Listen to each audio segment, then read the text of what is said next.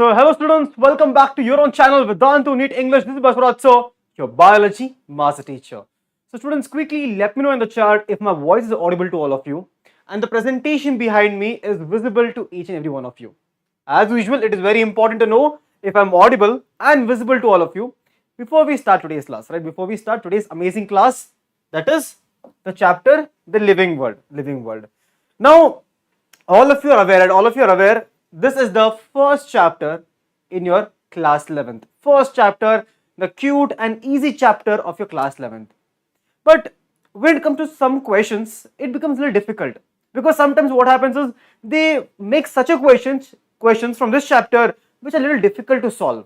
For example, there will be questions related to similarities between kingdom and a species. Where do you find more similarities? For example, they'll ask you sometimes general characteristics. Where do you have more, in kingdom or in species? So students, to solve all those questions, right, to solve every single type of question, this is a session. It's going to be a one shot, no part 1, part 2. One shot where we sit today and finish the entire chapter, and after finishing the chapter, we also solve previous year questions. And that reminds me, students, how many PYQs do we generally get here? From this chapter, we generally get 1 to 2 questions. 1 to 2 questions from this chapter, that is the maximum. 1 to 2 questions maximum from this chapter. But last year, all of you are aware, no questions came from this chapter, but generally 1 to 2 questions from this chapter. Students, it is a relatively easier chapter. Yes, it is a relatively easier chapter. So all you have to do is chill and understand the entire chapter. Okay, so let me show you, students, before we start, all of you should be aware of the syllabus, right? In your new NCERT, what is living is not given. Let me tell you again. In the new NCERT, what is living is not given whatsoever. So you need to study what is living from the old NCERT. Then from here, biodiversity, classification, taxonomy, systemics, concept of species and taxonomical hierarchy, all of this from the new NCERT you can study. New NCERT as well as binomial nomenclature. So the only part which you need to study from the old NCERT is what is living, right? What is living. Now students, question for all of you. A question for all of you. Tell me, what is living? Can anyone tell me in the chat what exactly is the meaning of living? What is this living things? Am I living? You'll be, yes sir, I am living. Are you living? Yes, you are also living. Is this pen living? No, it is non-living. So what is that distinguishing feature which defines living and non-living things? Living things can grow. Living things can reproduce. Like a cat can give birth to a kitten. Dog can give birth to a puppy. Human can give birth to a human. A particular living things can show consciousness. For example, I asked all of you one question. You are answering, right? That is the response to stimuli. Every single living organism also shows cellular, differences. So how do we define what is living? How do you define what is non-living? And I know all of your plants. How can I tell all of your plants? Right? Plants are allotrophic mode of nutrition. So students, if you want to define what is living and what is non-living, there are certain parameters. Or I can call it characters or traits, or characters or properties, right? To define living versus non-living, to tell something is living and to tell something is non-living. Something is living and non-living. There are certain characters. Or properties, right? There are certain characters or properties or parameters, whatever you can call it, certain parameters which can tell you if an organism is living or not. For example, students, this parameters or this properties are mainly of two types.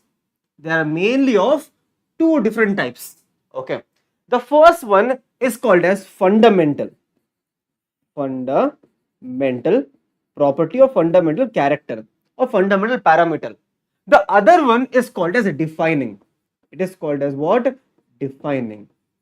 Now, what is the difference, students? What is the difference between fundamental and defining. I'll give you a simple example. Okay, simple example. Plants are strictly autotrophs. Tell me yes or no in the chat. Tell me, plants are strictly autotroph. Simple question, right? Simple question. Can anyone answer? 1 second, students. The question is very simple. Plants are strictly autotrophs. Yes or no? Yes or no? Or are there any exceptions there? All we are aware plants can do photosynthesis, autotrophic mode of nutrition. At the same time, there are some plants which can also show parasitism. Cuscuta, there are some plants which are epiphytic in nature. Some plants at the same time eat other insects. Venus flytrap. Now you tell me, are plants, do you think plants are strictly autotrophic in nature? Yes or no? Tell me now. Yes or no? Quickly. Are plants strictly autotrophs? No, they are not. So can I tell there are certain exceptions there? There are certain exceptions. So every single time there is an exception. Every single time there is an exception. Every single time there is an exception, it becomes fundamental. Okay, fundamental. Now I'll give you one more question. Okay, plants are green color. Plants are green in color. Is it fundamental or defining? Tell me now. Now you will tell me, sir, plants are green. True. It's true. Plants are green color. But do we also find a different colors of plants? Some plants leaves are orange color. Some leaves are a little bit reddish in color. Yes. So is there any exception to that? Yes, there is an exception. So again, that becomes fundamental. Plants are green in color becomes fundamental. I'll tell you one more. Okay.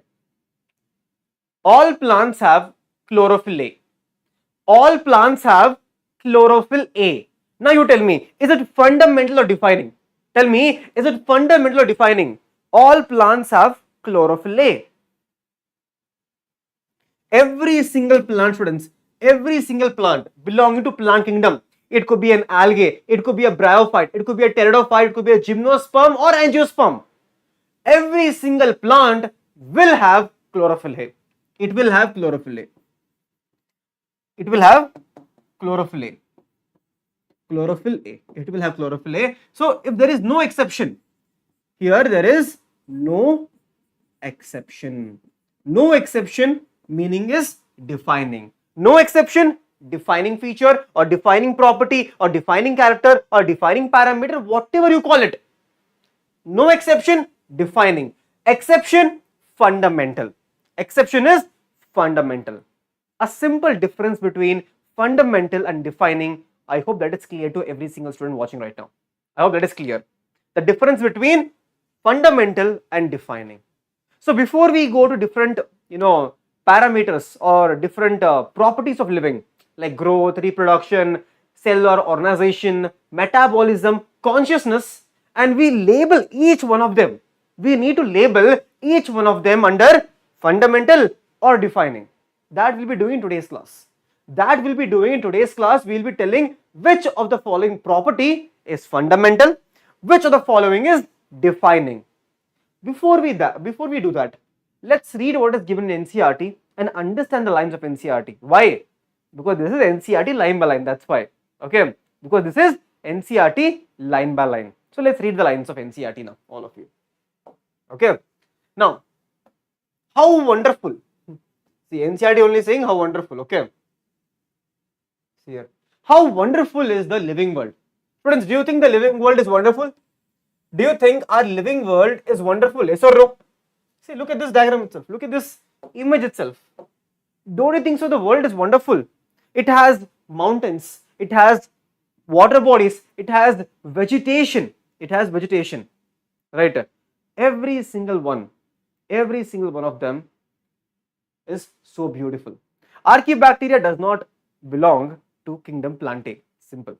Right? Very beautiful. Right? Very beautiful. Right? Very beautiful. So I agree with the first line of NCERT. All of you should also agree. How wonderful is the living world? Yes, it is wonderful. Okay, it is wonderful. Let's believe NCERT. The wide range of living types is amazing. The extraordinary habitat in which we find living organisms. It would be cold mountains. We can find organisms in cold mountains, right? Cold mountains. We can find organisms in deciduous forest, oceans, freshwater lakes, deserts, hot springs, right? Your Archaebacteria, hot springs, leaves us speechless. Even I was speechless. Okay. The beauty of galloping horses. The meaning of galloping horses is that jumping horse. The horse will be jumping. No, jumping horse. Of migrating birds. The valley of flowers. Amazing valley of flowers. Or the attacking of shark attack. That game used to be there, no? Shark attack evolves awe and a deep sense of wonder. The ecological conflict, that is, it could be predation, parasitism, conflict between two things, yes, or cooperation. Students, what is this cooperation? This cooperation is basically symbiotic relationship. Here they're talking about is symbiosis. Symbiosis, basically mutualism, right? Mutualism, right? Mycorrhiza, lichen and lichens, algae and fungus staying together in the same house, right? That is cooperation. Among the members of population and among the population of a community. Students, you need to understand what is a population first of all. What is the meaning of a population, students? What is the meaning of population? Meaning of population. That is, population is very simple. Members of a same species. Members of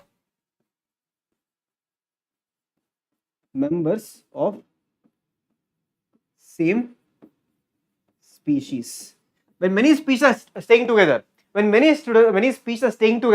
we call that population. And among population of a community, that is population coming together as a community. Okay, even molecular traffic. What is this molecular traffic? That is basically the glycolysis and everything, Krebs cycle, everything, right? Molecular traffic inside a cell makes us deeply reflect on what indeed is life.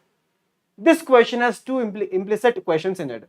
The first is a technical one and seeks answers to what living is as opposed to the non-living. So what is the difference between living and non-living? Yes. And the second is the philosophical one, which we will not tell. All the Gurujis will tell that, obviously. As a scientist, we shall not attempt to answer the second question, that the philosophical one. All of you are scientists, we love science, right?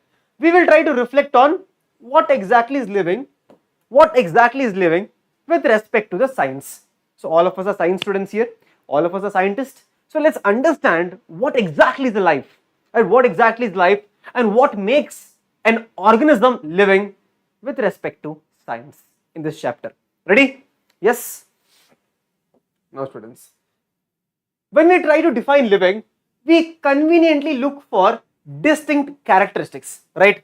When I told you living, if I am living, you will look for if I am breathing or not, if I am blinking to the light or not, if I am talking, right? If I am able to, grow, if I am able to, if I have consciousness, right? Growth, the first one. Second, reproduction, ability to sense the environment, that is basically consciousness, and mount to a sustainable response come to our mind immediately as a unique feature of living organisms. One can add a few more like metabolism also. Metabolism, right? Ability to self-replicate, that is reproduction, self-organization, interact, and emergencies to the list. Let us now try to understand each of this one by one. Can we start, students? Can we start each one of them as one by one entity? First, for example, let's understand the first character, that is growth. The first character, that is the simple growth, right? Growth. Can anyone remind me the definition of growth, students? What is the definition of a growth? Can I tell growth is nothing but a irreversible permanent change? Growth is nothing but a irreversible permanent change. It is an irreversible permanent change. Irreversible permanent change is a growth. All of you will tell me, yes sir, irreversible permanent growth. For example, Tanuja was 4 feet tall in class 5th. Now she is in class 12th. Her height is around 5 feet or 6 feet. Let's take Tanuja is very tall. 6 feet height. Now can I ask her to go back to 4 feet? Can I ask her, Tanuja, to become 4 feet again? She'll be like, no sir, not possible. That is irreversible change. Irreversible change is called as a growth. Irreversible change is called as growth. All of you understood? Irreversible change is called as growth. Now students, in growth, there are two main things. Under growth, there are two main things which you need to remember. Two main things. In growth, when we talk about growth, we talk about two main things, that is increase in cell size and increase in cell number. Increase in cell number. They're also called as twin characters of growth. They're also called as twin characters of growth. Right? Twin characters of growth. Okay? Increase in size and increase in number. Twin characters of growth. So all of us know it is irreversible. Now students, when you want to grow tall, do you eat a lot of food or do you not eat a lot of food? They tell no, you are a growing child. You need to eat a lot of food. Your mother will prepare nice 1 kg anna sambar for you every single day. Nice chicken mutton for protein. Right? So can I tell your growth is actually more of a anabolic process? Yes, it is more of a anabolic process. Anabolic over catabolic. Anabolic over catabolic process, because you need to eat a lot, nicely eat a lot. Anabolic or catabolic. Now students, growth can be broadly classified into two categories. For example, understand students, understand. Growth can be broadly classified into two main categories. Okay, two main categories. Understand.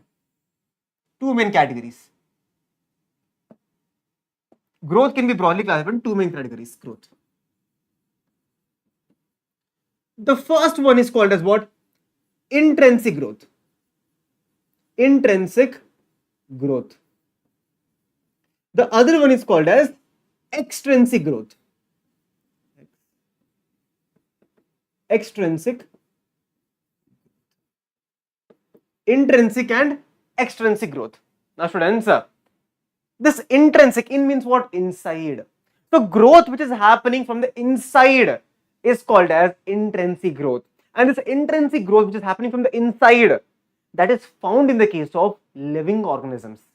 Intrinsic growth is found in the case of living organisms. Living organisms. Living organisms.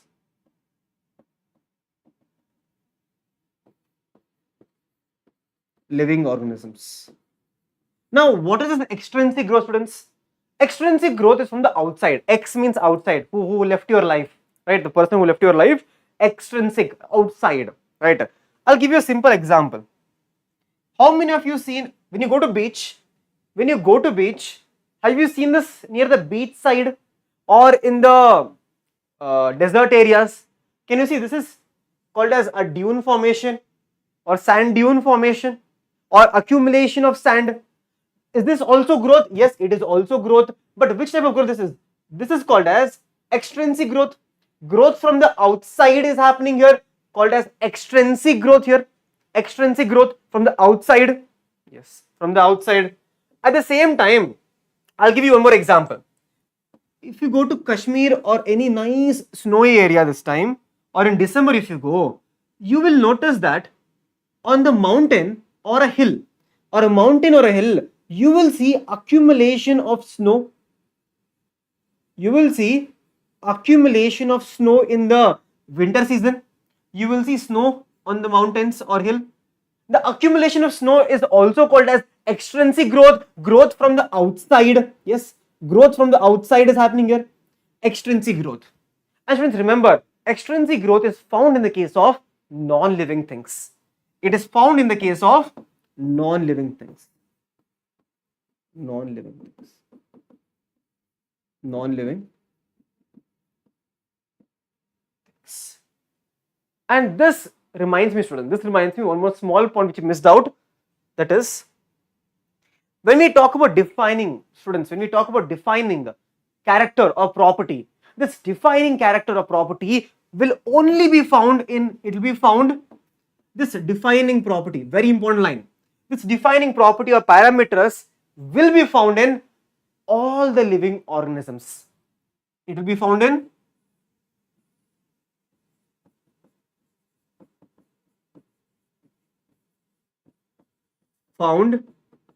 all 100% all organisms, living organisms, all living organisms defining. And it's the same defining character or parameter will not be found in non-living things. It will be not found in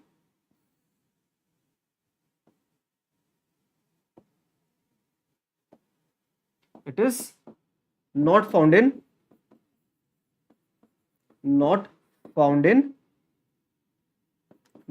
things.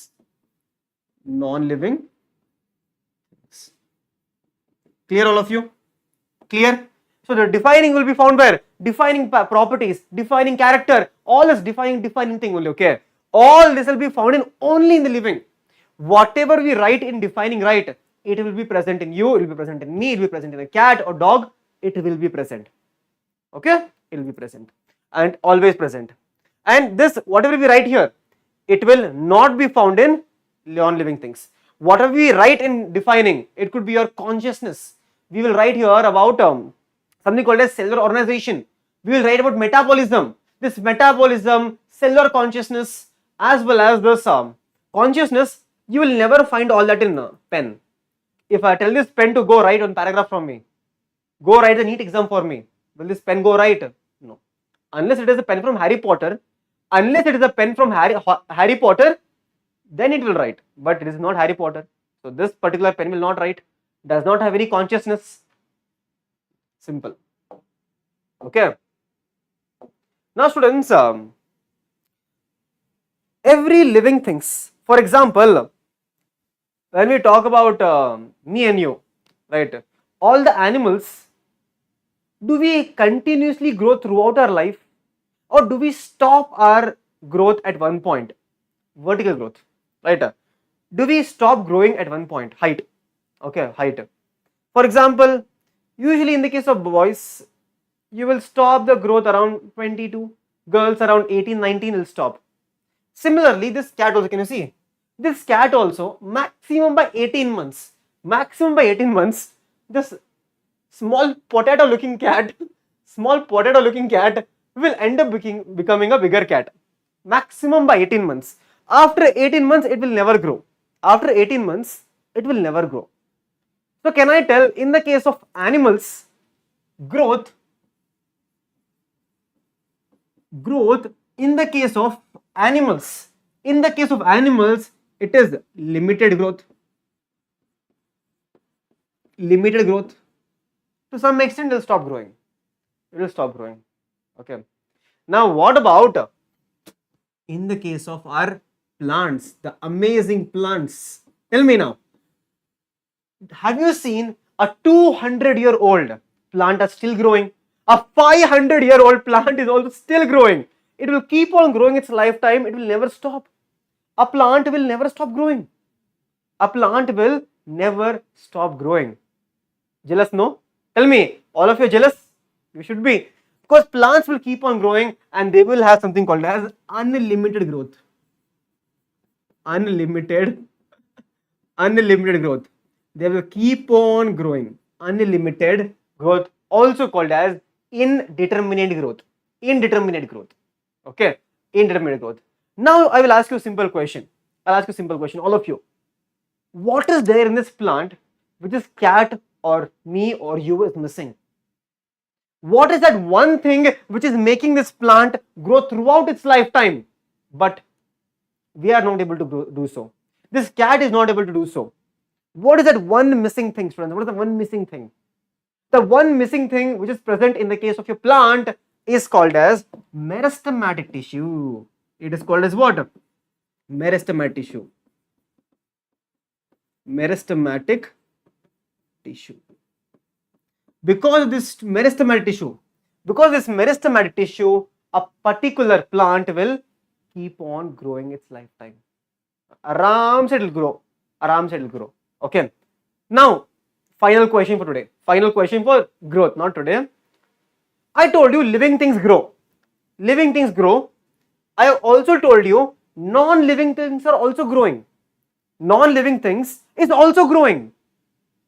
Then, can I tell it as fundamental or defining? Everyone in the chat tell me. Even if you're watching recorded, I want you to comment also and tell me, can I tell your growth?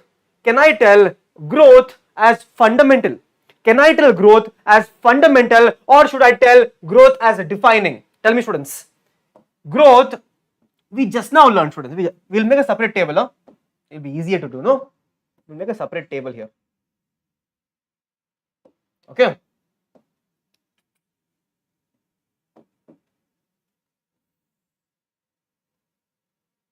Why do I feel this line is ulta? Oh, delete.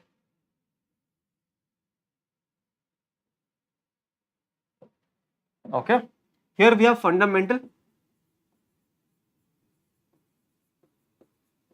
Here we have defining. Now we know growth has both the things. We just now learned growth can be happening in the case of your living things also. Growth can be happening in the case of non-living things also. So, is there any exception? Yes, there is an exception. So, I'm going to write growth in the case of fundamental. Growth in the case of fundamental. First topic done? Yes. Not done yet. Read the NCERT. Wait. Let's read the NCERT. 1 second. This cable will make me fall today. Okay. Where were we? Okay. Here we are. Now, all living organisms grow. Increase in mass and increase in number is called as what? Twin characters of growth. Very important line of NCERT. Increase in number and increase in size. Increase in number and increase in size is called as twin characters of growth. A multicellular organism, like all of you and me, okay? A multicellular organism grows by cell division. Students, quickly tell me. I told you it divides by cell division. Is it mitosis or is it meiosis? Tell me, students. Tell me. Is it going to be mitosis or is it going to be meiosis? Tell me. The cell division. The growth here, that is the cell division, is because of mitosis, not meiosis. Mitosis. Okay. Gingery oil, it seems. In plants, this growth by cell division occurs continuously throughout their lifespan. Why? Because of the meristematic tissue. In animals, this growth is seen only up to a certain age. Only up to a certain age. That is maximum attainment. Okay. However, cell division occurs in certain tissues, to replace lost cells. Unicellular organisms grow by cell division. Oh, what is this line? Unicellular organisms are growing by cell division. Okay. So every single time they have to grow, they divide a cell. Did all of you understand the line? Every single time unicellular organism has to grow. What does it have to do? It has to divide the cell. One can easily observe this in vitro culture by simply counting the number of cells under the microscope. In majority of higher animals and plants, as growth and reproduction are mutually exclusive. In the case of humans, in the case of plants, growth and reproduction are mutually exclusive events. Means what? Growth is separate, reproduction is separate. Growth is separate, reproduction is also separate. Two things are separate things. Two things. Two things are separate here. Growth is separate, reproduction is separate in the case of higher animals and plants. But in the case of bacteria, in the case of unicellular organisms,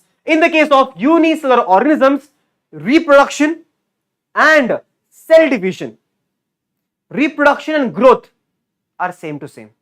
Every single time a bacteria grows in size, it reproduces. Every single time it reproduces, it grows. So two things are same to same in the case of unicellular organisms. Did all of you understood that line? I told you, see, chlorophyll A is not defining that time. In the case of plants, every single plant has chlorophyll A. That is true.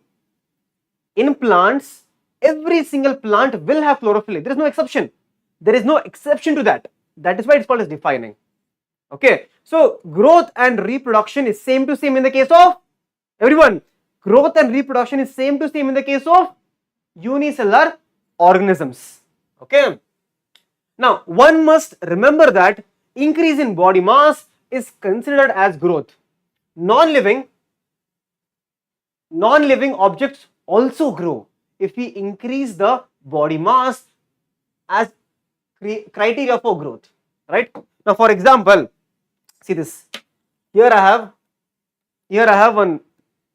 What is this? Remote.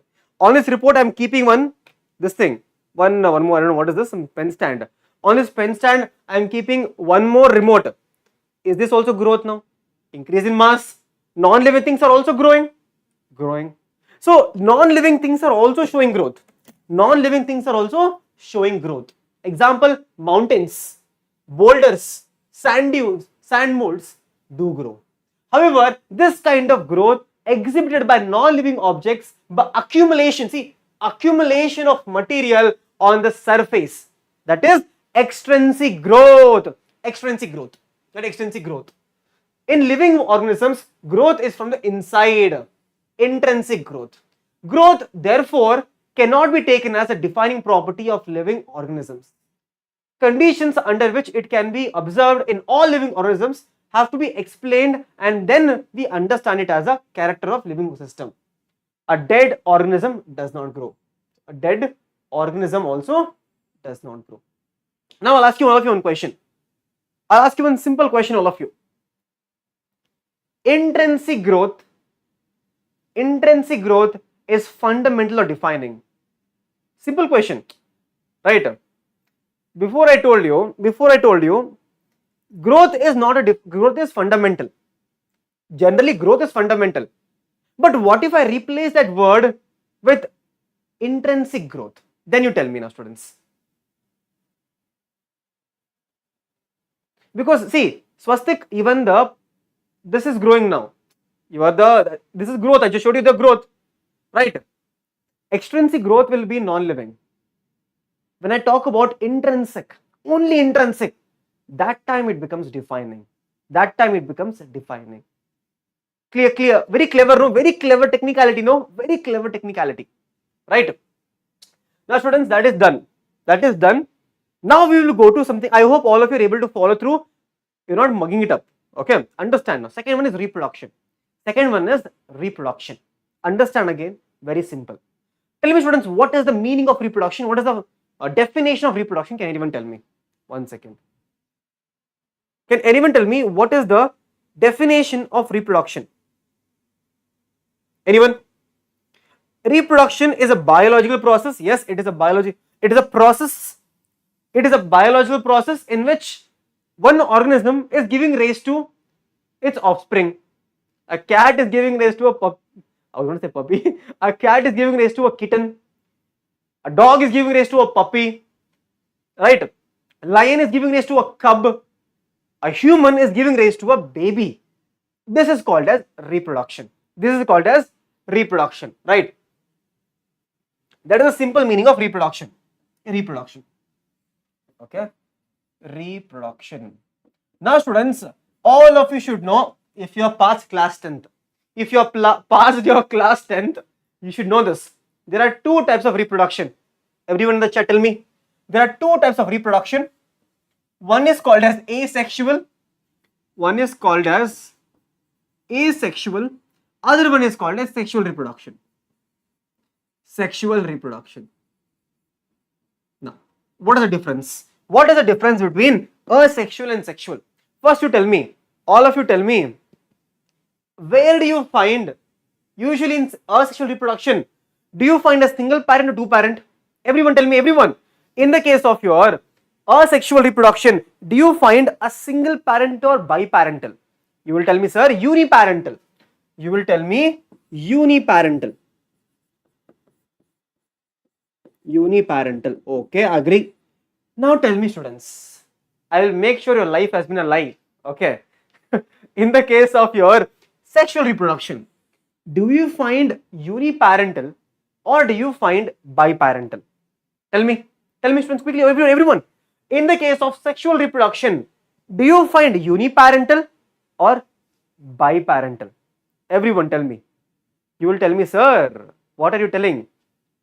Students, in the case of sexual reproduction, from my perspective, learn, it can be uniparental or biparental, which is mostly biparental, which is the most of the cases. Biparental is the most, but uniparental is also possible. Now what you tell me, sir, why are you lying to us? Students, can anyone think of an example of uniparental? Everyone knows this. Uniparental. Quickly tell me an example of uniparental. Hibiscus plant. A simple bisexual hibiscus plant. Hibiscus flower. Hibiscus flower has both male and female reproductive organs. A single flower has both male and female, both of them, it has reproductive organs. So it is uniparental. Uniparental. Okay. Students, let me tell you one more thing here now. Second point is very important. Understand. In the case of asexual reproduction, there is no fusion of gametes. No fusion of gametes. But students, is there a case where gametes are formed but not fused? So this is very important. Until your class 10th, you were learning. Until your class 10th, you were learning no gamete formation only. You were learning no gamete formation only at all. No gamete formation. But there are some cases. There are some cases in the case of your asexual reproduction.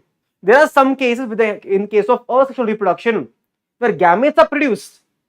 Gametes are produced, but it is asexual mode of nutrition, asexual mode of reproduction.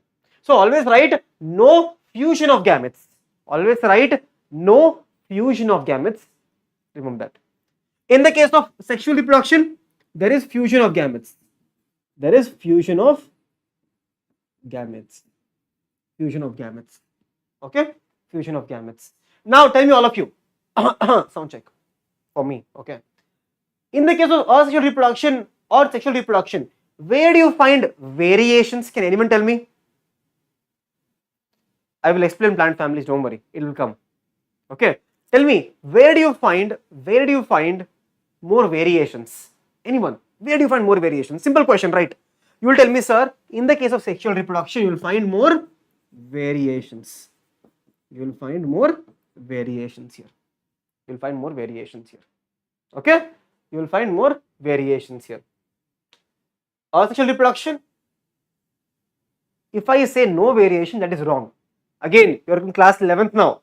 You are in class 11th, you should be able to tell very minute variation. Now I'll tell you why. There will be some minute variation, or just fancy word for you, not it, less variation, very less variation.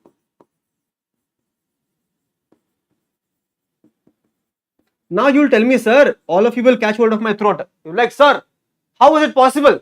How is it possible we can find some variation in asexual also?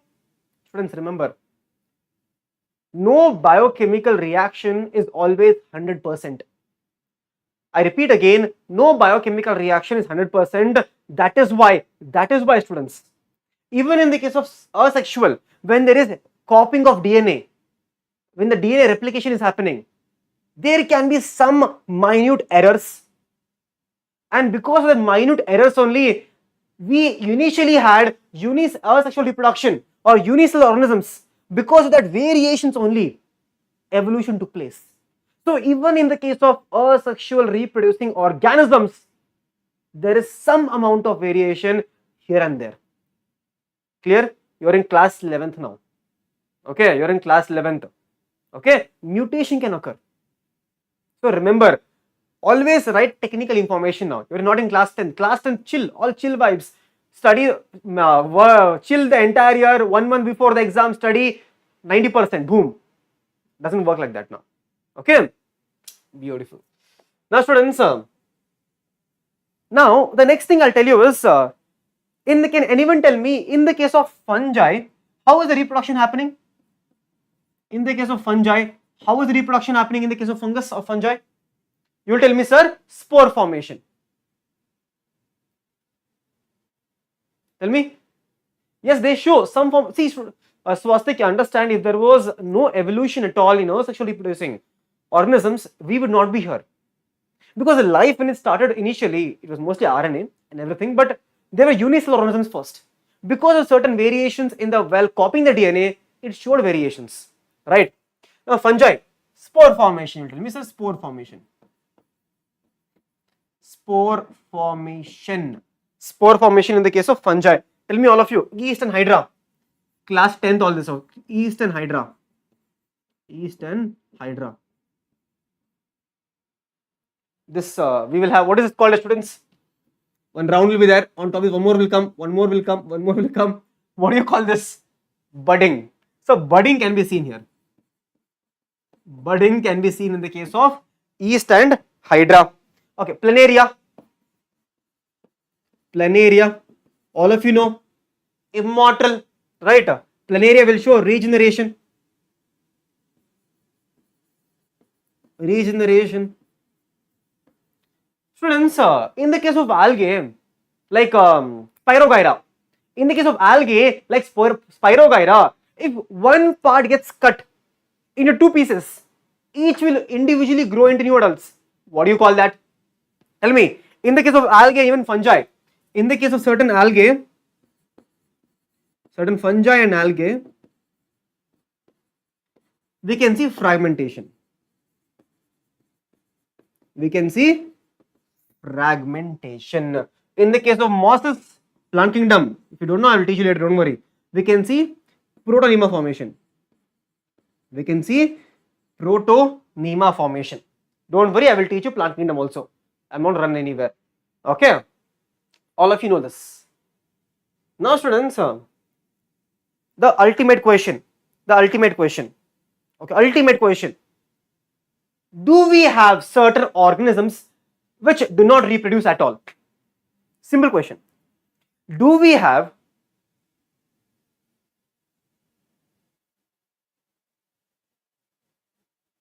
Sumi, I don't know. Why do you call yeast as yeast? I don't know. Something is new for me, even I don't know. Tell me, students, do we have certain organisms which do not reproduce at all? They are like, no. I will not do this. It's not for me. It's not for me. Are there any organisms like that? Yes, there are. There are certain organisms. Can I tell the infertile couples who are not able to produce a baby, the worker bee, right? The worker bee, the mule, right? Drones. All of these are organisms which do not reproduce. So tell me now, this becomes an exception.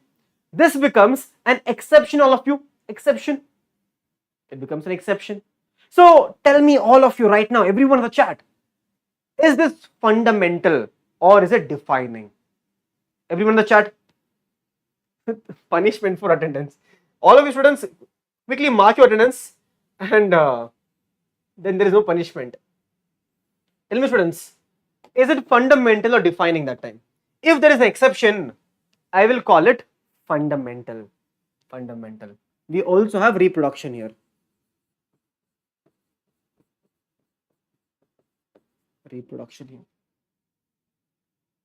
Fundamental.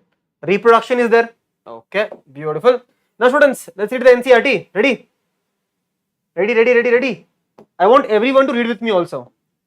Don't lie. I will know if you're reading or not. I can hear everything. Okay. Reproduction likewise is a character of living organisms. In multicellular organisms, reproduction, I don't know why the accent came suddenly. In multicellular organisms, reproduction refers to as production of progenies, all of you know that.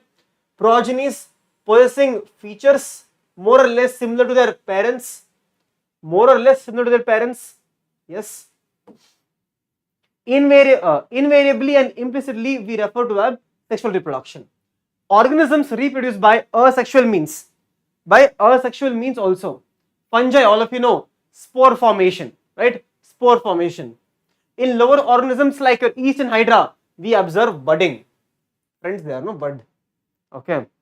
Budding. In planaria, we see regeneration. Regeneration. In the case of fragmented organisms like regenerate, lost their part of their body and become new organisms. The fungi, the filamentous algae, show fragmentation. Protonema in the case of mosses, all easily multiply by fragmentation also. When it,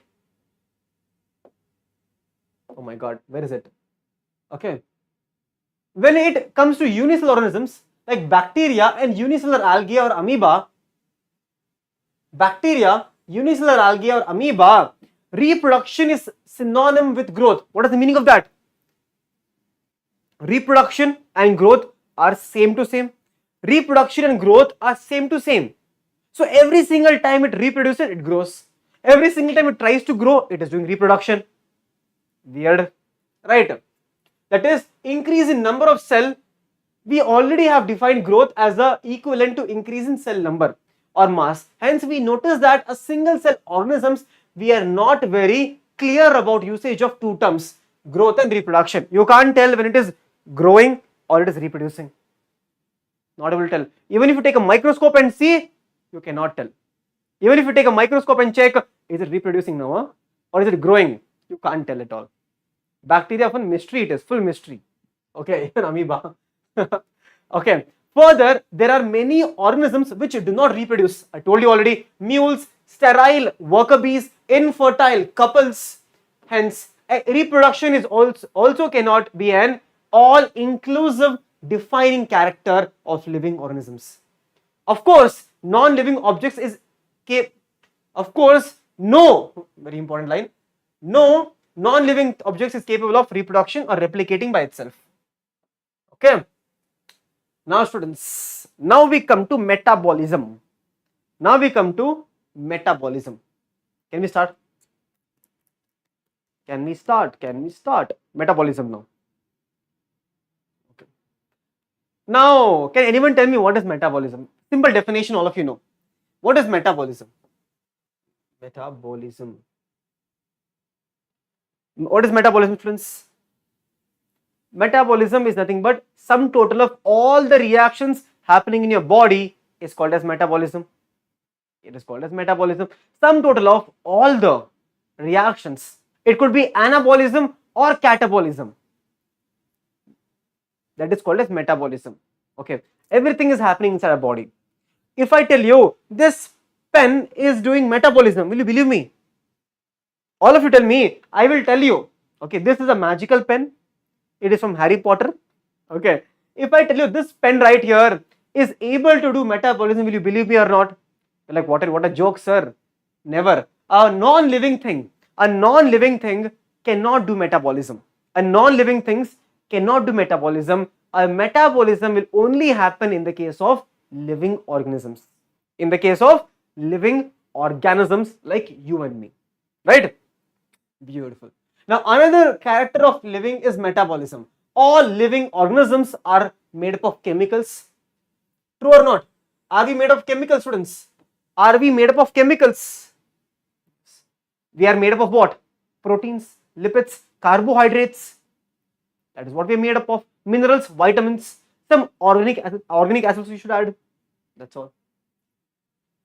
These chemicals, small and big, belong to various classes, size and function, are constantly being made and changed into some other biomolecule. Students, do you remember amphiboic pathway?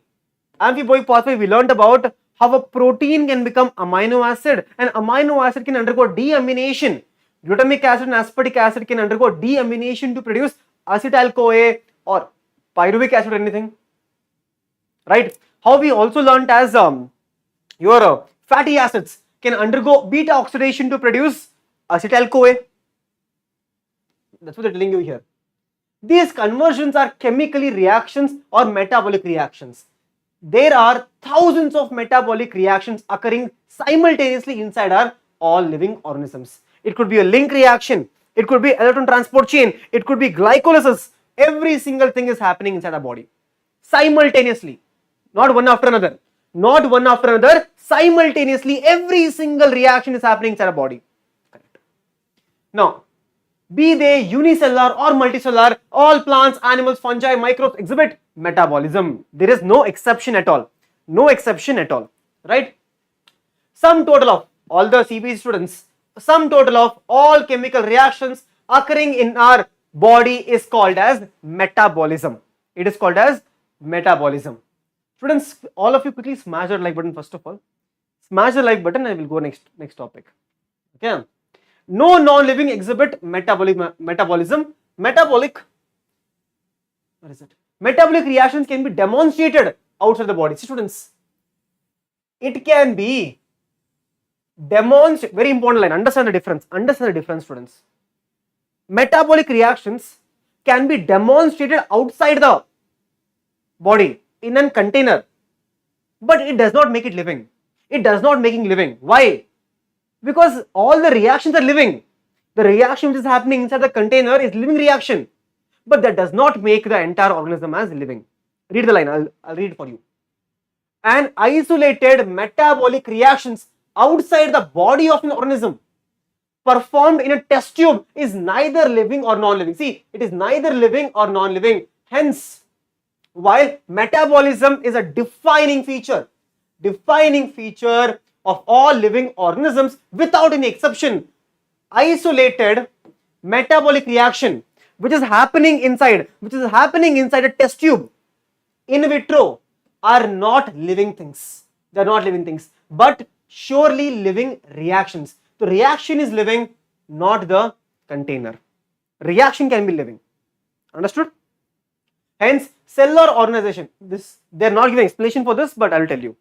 So, cellular organization of the body is the defining feature of the life form. Students, see this. Every single living thing is made up of cellular organization. It could be this. Can you see this? Nemo, clownfish. Nemo is made up of tissue. Tissue is made up of cell. Cell is made up of cell organelles. Right? We have endoplasmic reticulum, Golgi body, and everything. It could be a unicellular organism. It also has some type of compartmentalization. Unicellular organism also has some ribosomes. It has its own DNA, right? So we learned two things here, students. Two things. One is cellular organization. Other one is metabolism. Where is it? Metabolism. Both are defining. Here. Both are defining. Where is that list? So write down here.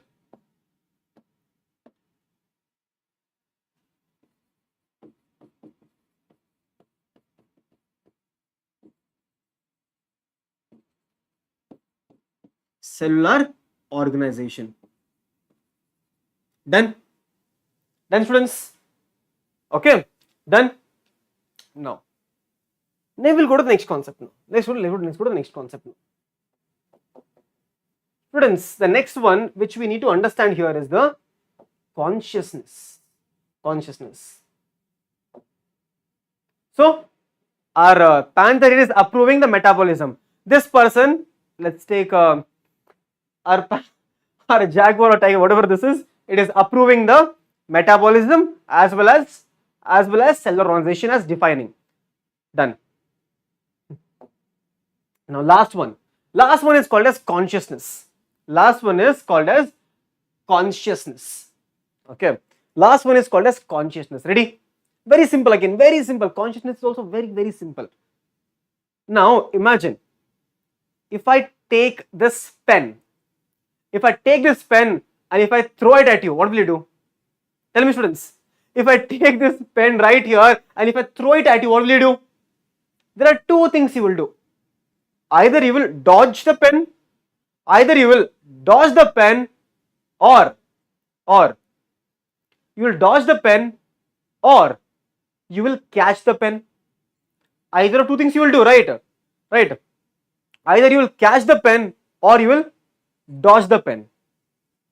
Why? Because you respond to stimuli. I threw the pen, you dodged it. Similarly, plants also. Plants. I am throwing some light on the plant. Plant will respond to the light and grow towards the light, responding to stimuli. A plant is responding to gravity and growing towards the gravity, geotropism. So every single living organism is responding to the stimuli. It could be bacteria. You keep on little bit of food, bacteria will divide according to the food. If there is a lot of food, bacteria will divide a lot. If the food is less, bacteria will smartly divide less.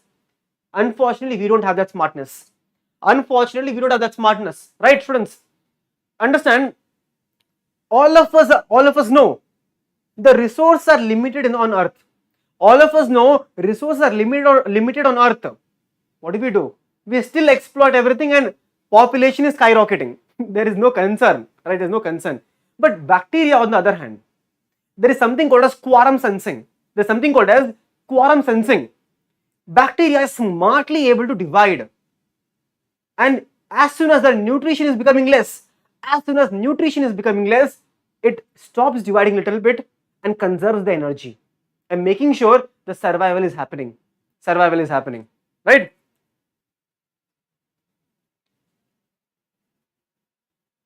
So, bacteria is also smart. Okay, bacteria also is smart. Perhaps the most obvious and technically complicated, NCERT only saying complicated. Most obvious and technically complicated feature of all living organism is ability to sense their surrounding. What happened? Suddenly I'm like, ability to sense the surrounding, or I can change the color here also. I did not know that. Okay. Now, and respond to the environmental stimuli, which could be a physical, chemical, or biological. For example, all of you, students, all of you, if they make biryani in the house, how will you go behind the kitchen? You will turn towards the kitchen, you will use your nose, not your eyes, you will use your nose and travel towards the biryani like a Tom.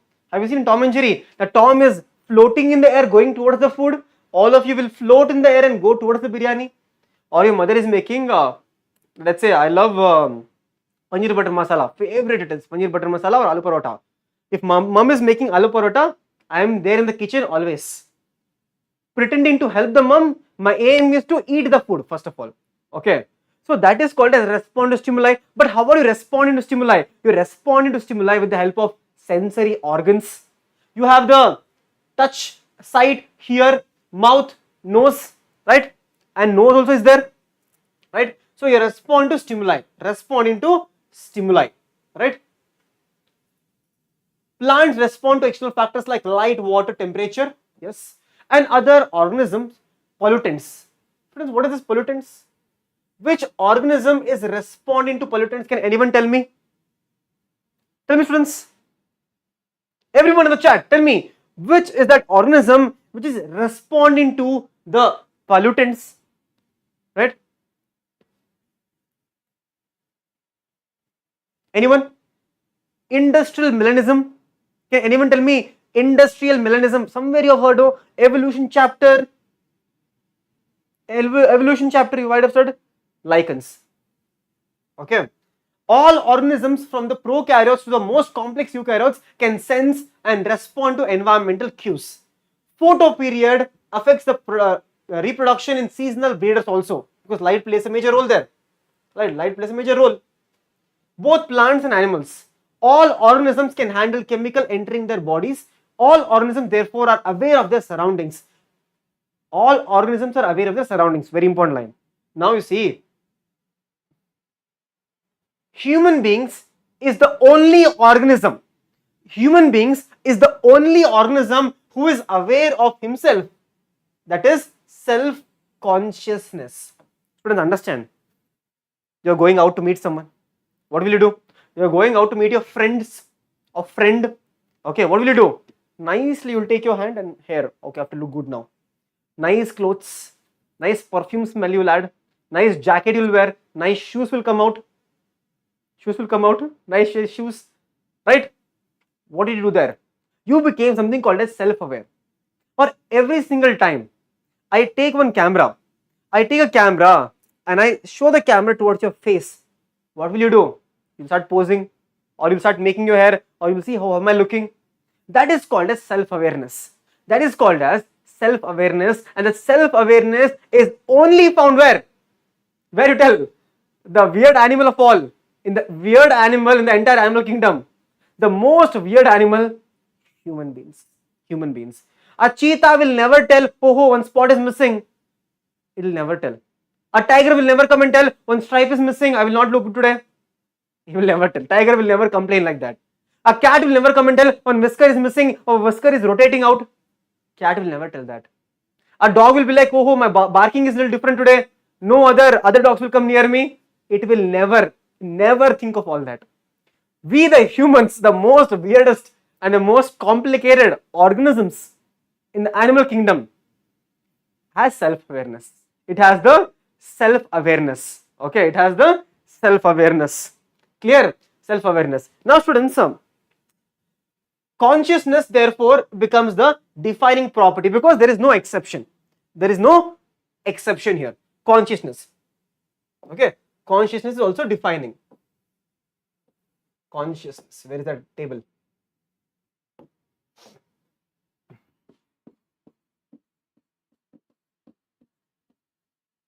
Consciousness.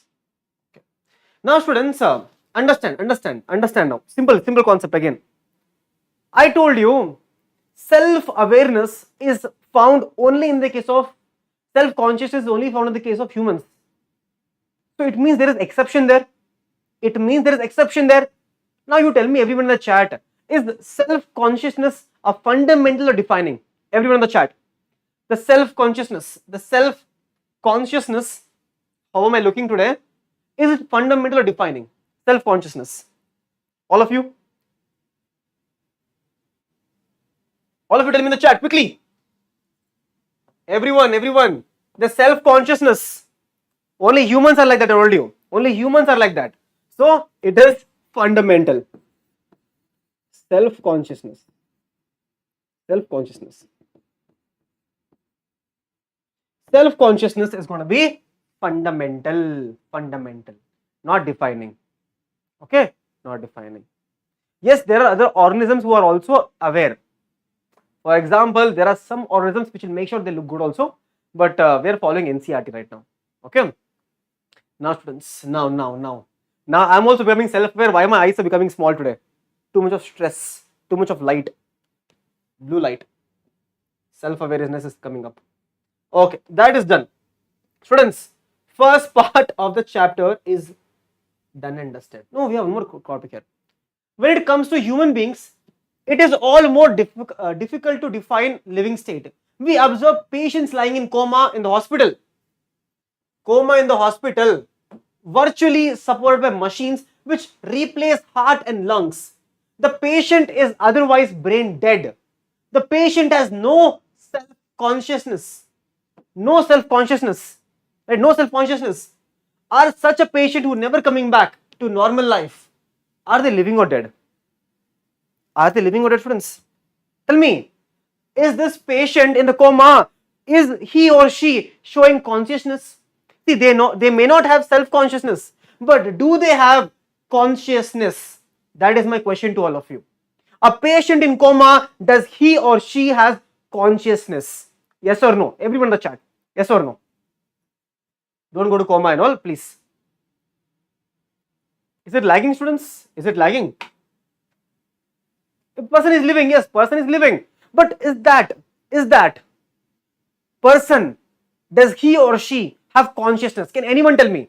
He or she does have consciousness. Consciousness, I told you, consciousness is we respond to stimuli. Self-consciousness is like, how am I looking in your eyes? How am I looking in your eyes? That is self-consciousness. Right? Consciousness, how?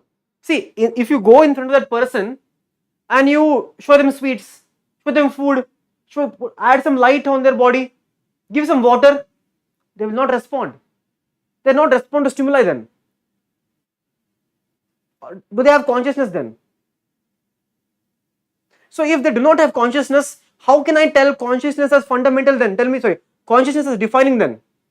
Tell me all of you, think. I am telling a person in coma does not have consciousness. Then how can I tell consciousness as a defining property? Tell me, how can I tell it's defining then? How can I tell it's defining? This becomes an exception then. This becomes an exception, right? No. Let me tell you why. Students, a patient in coma, are we giving medicines? Are we giving medicine? Yes, we are giving medicine. We are giving medicine to them. Is their body reacting to the medicine? Is the body reacting to the medicine? That is, when I talk about body, I am talking about the cells. Are the cells reacting to the medicine? Yes. The cell is reacting to the medicine. So can I tell they have something called as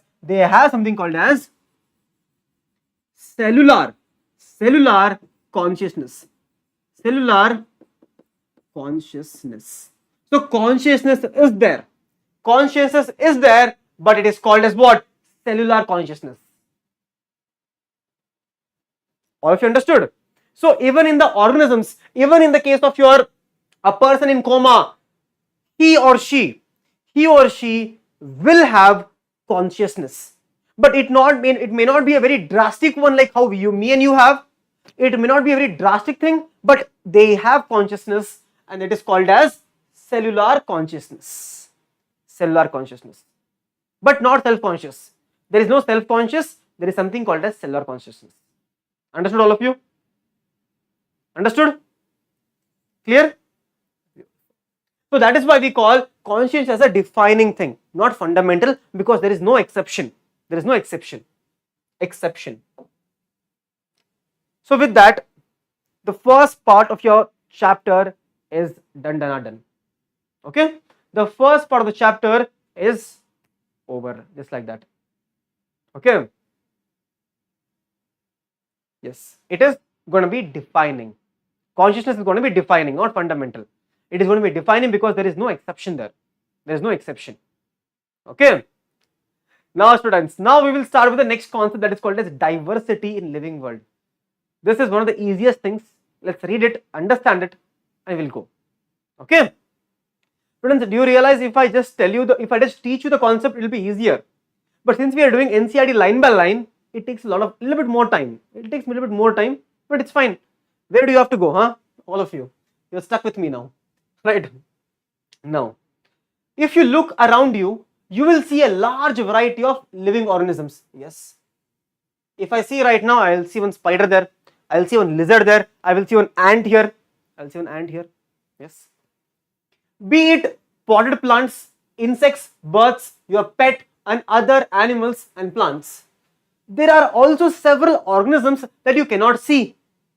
The invisible ones, the small minute ones called as microorganisms.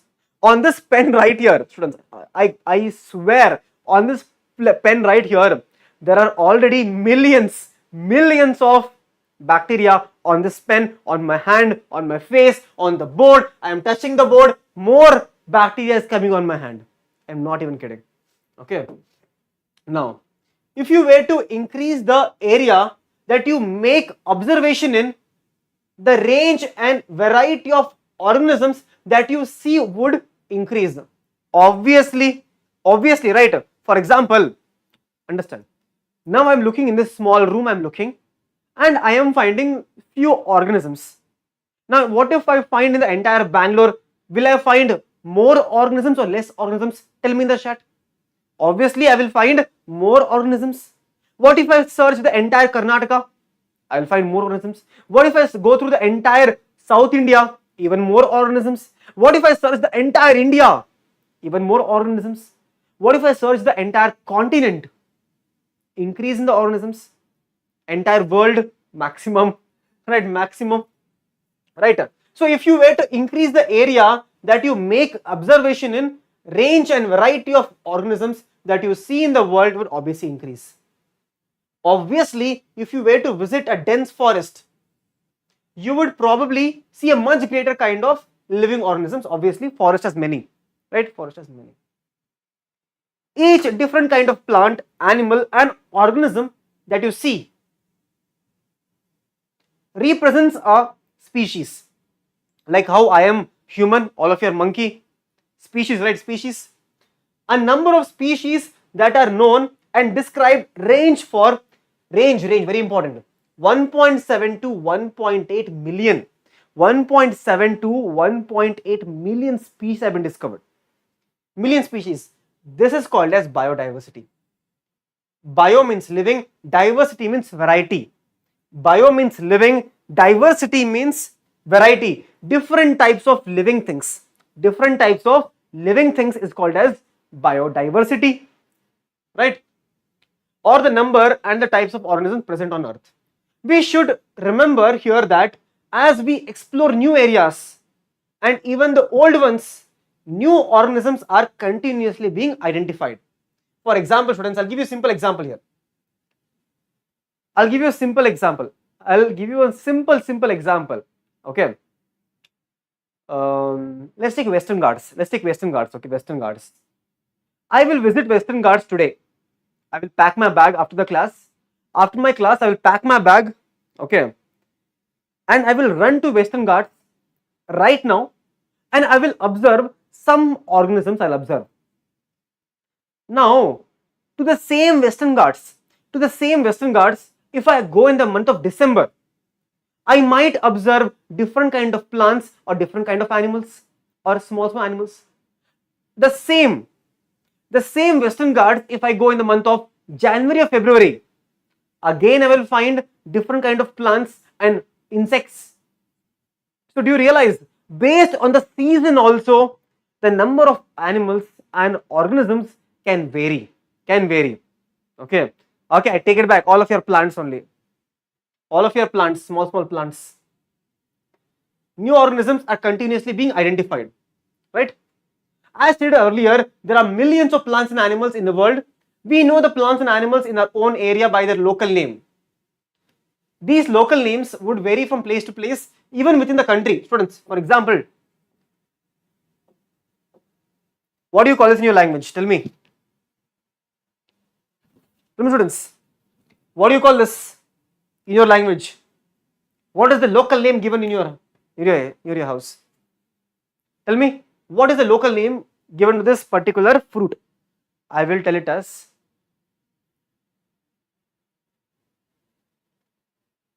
tell me, is this particular English we call mango, Kannada I call it Mavin Kai or Mavin Hannu. Yes. Hindi Aam, right? Hindi we call it Aam, Amba, yes, Ambalam, yes. So there are multiple names given to this particular delicious mango, right? Right, delicious mango. So if I go to, for example, if I go to, let's say, Mizoram or any of the northeast state, and I tell, give me 1 kg Mavinkai, what will the shopkeeper do? Shopkeeper will look at my face and he'll say, what do you want? Do you realize? The shopkeeper will tell, what are you talking about? At the same time, if I go to Europe somewhere in Europe, I got for example, I got some weird bonus and I went to Europe, trip, okay. There I will tell, give me Mavinkai, 1 kg Mavinkai. They will understand, they will not understand. So this is called as local name, and every single region in India and around the world will have a local name for an animal or a plant or a fruit itself, right? So that is local name, and local name varies throughout India. Local name will vary throughout the India, right, all of you? Yes or no? Local name will vary place to place, even within the country. Probably you would recognize the confusion that would be created if you did not find a way and means to talk to each other, to refer to the organisms we are talking about. For example, I will tell you, I like cat in English. Nanige bekku ishta. Nanige bek kandre ishta. Did you understand that? Some of you understood, but majority did not understand. So language becomes a very difficult thing there. And at the same time, if there's a local name for every single organism, and if you want to commute, it becomes very difficult to even interact. It becomes very difficult to interact also. So what is the solution? What is the solution, students? What is the solution now? Don't tell me solvent plus solute. What is the solution to this problem? The solution to this problem is standardize the naming of living organisms such that a particular organism is known by the same name all over the world. So the solution here is going to be, let's make one common name and let's use that common name everywhere. But unfortunately, I'll tell you, unfortunately, if I go to my shopkeeper and tell me, give me 1 kg Mangifera indica, again the person will look like me like this. What is this person telling? If I go to your state, for example, I'm going to West Bengal and I tell, give me 1 kg Mangifera indica, again the shopkeeper will look at me. If I go to Tamil Nadu, again 1 kg Mangifera indica, again the person will look at me like this. So unfortunately, for commuting purpose, not the solution. For scientific purpose, it is a solution. Understood? Right? Understood. Understand? So for scientific purpose throughout the world, the solution is going to be a scientific name. It is going to be a scientific name. Such a particular organism is known by same name all over the world, and the process of giving a name, is called as, nomenclature. Obviously, nomenclature or naming is only possible when the organism is described correctly and we know that what organism name is to attach to. For example, tell me students, can you identify, okay, I will show you one organism and I'll ask you to give it a name. Without knowing how the organism looks like, can you give it a name? Tell me, all of you in the chat, tell me. Without knowing how an organism looks like, can you give it a name? Is it possible? Not possible. For example, if I tell you, there is a organism which has 4 legs. Organism is a mammal.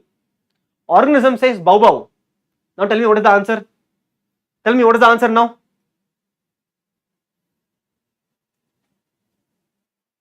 Tell me students, then what is the answer? Which is the organism I'm telling you about?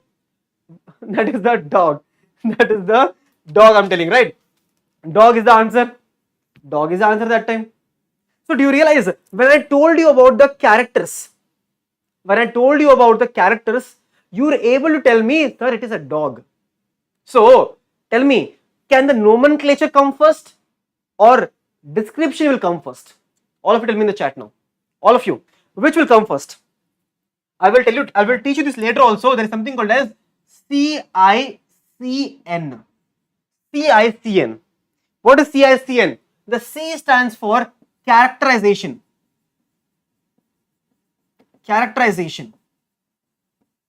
You do characterization first. You character. Bow bow dog. Meow meow cat. Okay. Then second step is identification. You identify now. Identification. Yes sir, it is a cat or a dog. Identification done.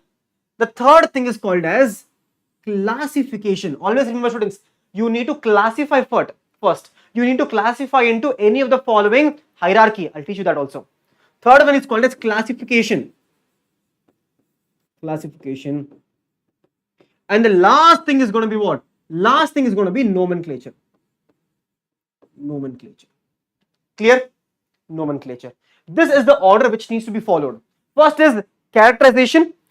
I think I'm going to fall today. Friends, please someone tell Shreyas or Gopika ma'am in the telegram if I fall here, okay? If I fall here today. I don't know, this wire is coming in my leg from 100th time now. From that time I'm doing this one snake attachment I'm doing. Can you see this wire? I am doing a snake movement here for that time. It is coming in my leg from that time. I don't know why. Okay. First is characterization, identification, classification and nomenclature. It is the order which needs to go. So I want everyone to type in the chat CICN in the chat, all of you. CICN in the chat. Now what is identification? In order to facilitate study, number of scientists have established procedures to assign a scientific name to each known organism. Name giving process. Okay, name giving process. This is acceptable to biologists all over the world. For plants, the scientific names are based on the agreed principles and criteria which are provided by the International Code for Botanical Nomenclature, ICBN. For plants, it is ICBN. Right? For plants, it is ICBN, International Code for Botanical Nomenclature. Plants. For plants. Then, students, if you ask how are animals named, animal taxonomists have evolved International Code for Zoological Nomenclature, ICZN. ICZN is for the animals, dear animals. The scientific name ensures that each organism has only one name. I can't call this also as dog, this also as dog. I mean scientific name. This I cannot call a cat as a dog. That becomes weird. Obviously, it can become very weird, but it makes sure that every single organism has one name. Okay. Now, students, do you want to know a fact here? One small fact.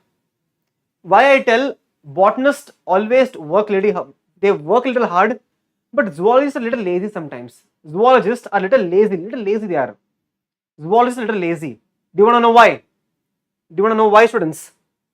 Because there is something called as tautonyms. Now, what is this tautonym, students? Very simple. When botanist is giving a name, they will think a lot. Something Mangifera indica. Okay, Mangifera indica and all. Nice names are there. Nice names are there for all the plants and animals. Sorry, all the plants. Nice names are there. At the same time, a zoologist, if they break their head too much, do you know how they names? Do you know how do they follow? A zoologist will not care so much. A zoologist will simply keep the name. The same name for genus, same name for species. They will call, you know what is the scientific name of gorilla? The scientific name of gorilla is gorilla. Scientific name of a snake is naja. No brain cell, zero brain cell required there, So that does not happen in the case of plants. Only animals we have something called as tautonyms. Okay. Exactly. Ratus. What is that? Use some Pokemon names are much more better than that. Rattata. Pokemon name is so much better. What is this? At least use some creativity. Some creativity should come there. I don't understand that part. I don't know why. Okay. Pokemon names are better at some point. Okay. They also ensure that names are not being used for any other known organisms. Very important line. No one copies the names for any other thing. Okay. No one copies.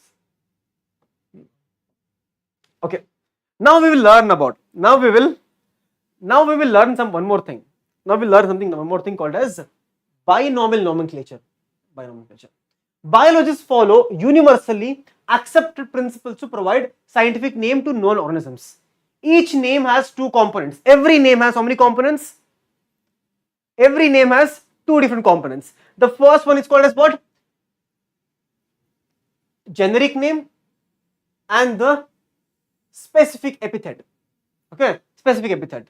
The system of providing a name in two components is called as binomial nomenclature. So a particular name will have two components called as binomial nomenclature. Now, what if an organism has three names? Homo sapiens sapiens. That is called as trinomial nomenclature. That also is there. It is not given your syllabus, that's all. Trinomial nomenclature. Mononomial nomenclature. It's still there. But not very accepted. Okay. This naming system was given by none other than your famous Carolus Linnaeus. Carolus Linnaeus gave us the nomenclature. That is binomial nomenclature. Students, binomial nomenclature was given here. Students, who gave the two kingdom classification? Can anyone remind me? Who gave the two kingdom classification? Anyone? Two kingdom classification was given by Carolus Linnaeus. Who gave the artificial system of classification? Who gave the artificial system of classification? Again, Carolus Linnaeus. Carolus Linnaeus. Who gave the taxonomical hierarchy? Again, Carolus Linnaeus. Students, understand, he is called as father of taxonomy. That's why. Lot of contribution given by Carolus Linnaeus. So pray every single day morning when namaskara give to Carolus Linnaeus. Okay.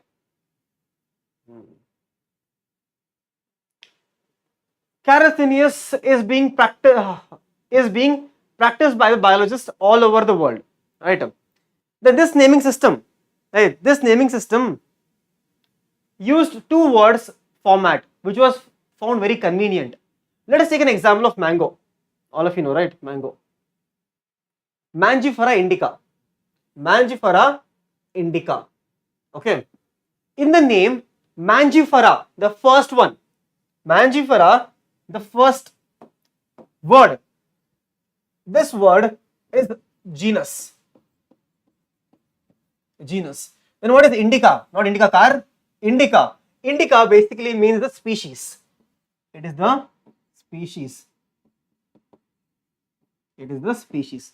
So first one is genus, second one is species, all of you. Second one is species, genus and species. Genus and species. Okay. Indica car. It is a particular species. It's a particular species. Okay. Or a specific epithet. Same meaning. Species or specific epithet. Same meaning. Okay. Same meaning. Okay. Other universal rules of nomenclature are follows. Students, understand, the question will come from here. Yeah, I want some water, students. Give me 2 minutes, I'll run and get water. I need some water in my life. So everyone quickly read all this and I'll ask you a question. All of you, I'll ask you a question, quickly read this, I'll go get some water.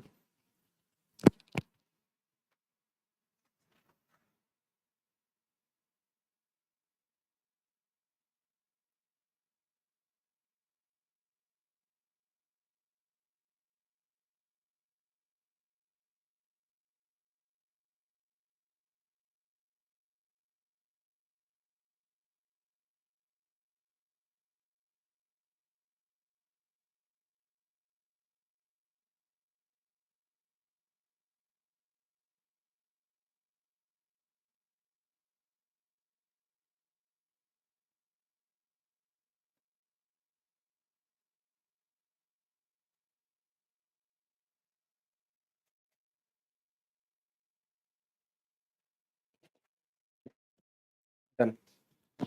So,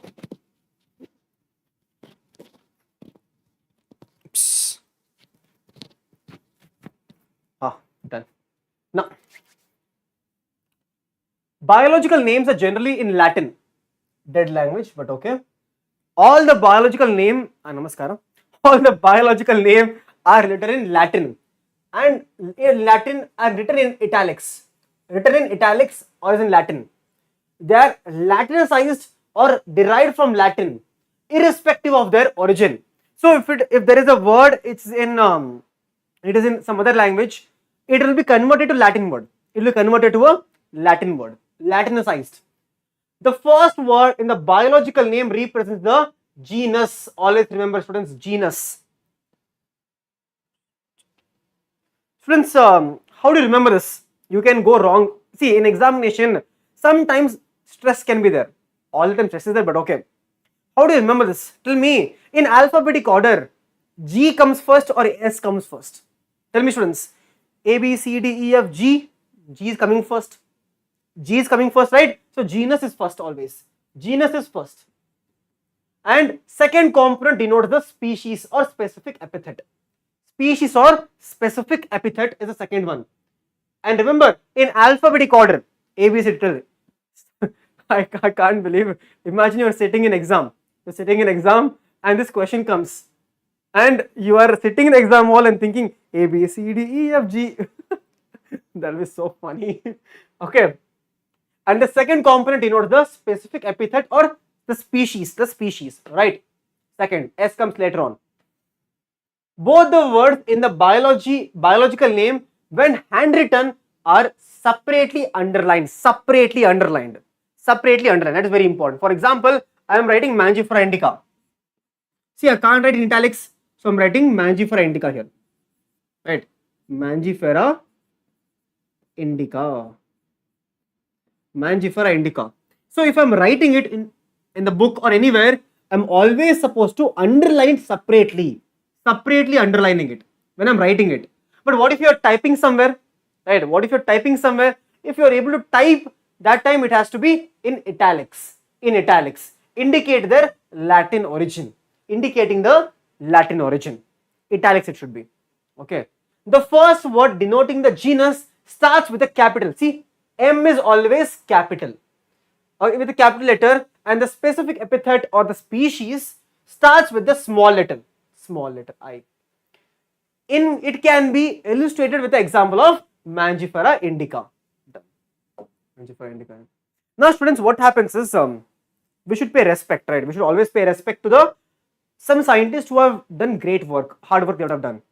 The respect here is every single time you write a scientific name, there is something called as author citation.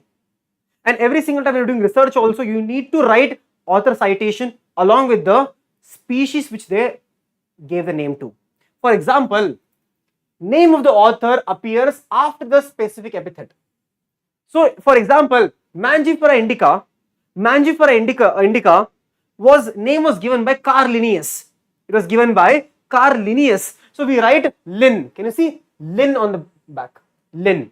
So Linnaeus was a scientist who gave the name Mangifera indica. But students, let me tell you one interesting thing here. Please be very careful. LINN is not in italics. It is not in italics. Only the scientific name will be italics. The name will be in normal font. Or you don't underline it.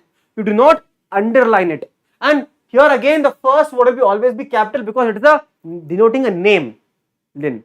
Sometimes you might see something called as instead of Lin, sometimes they just write L.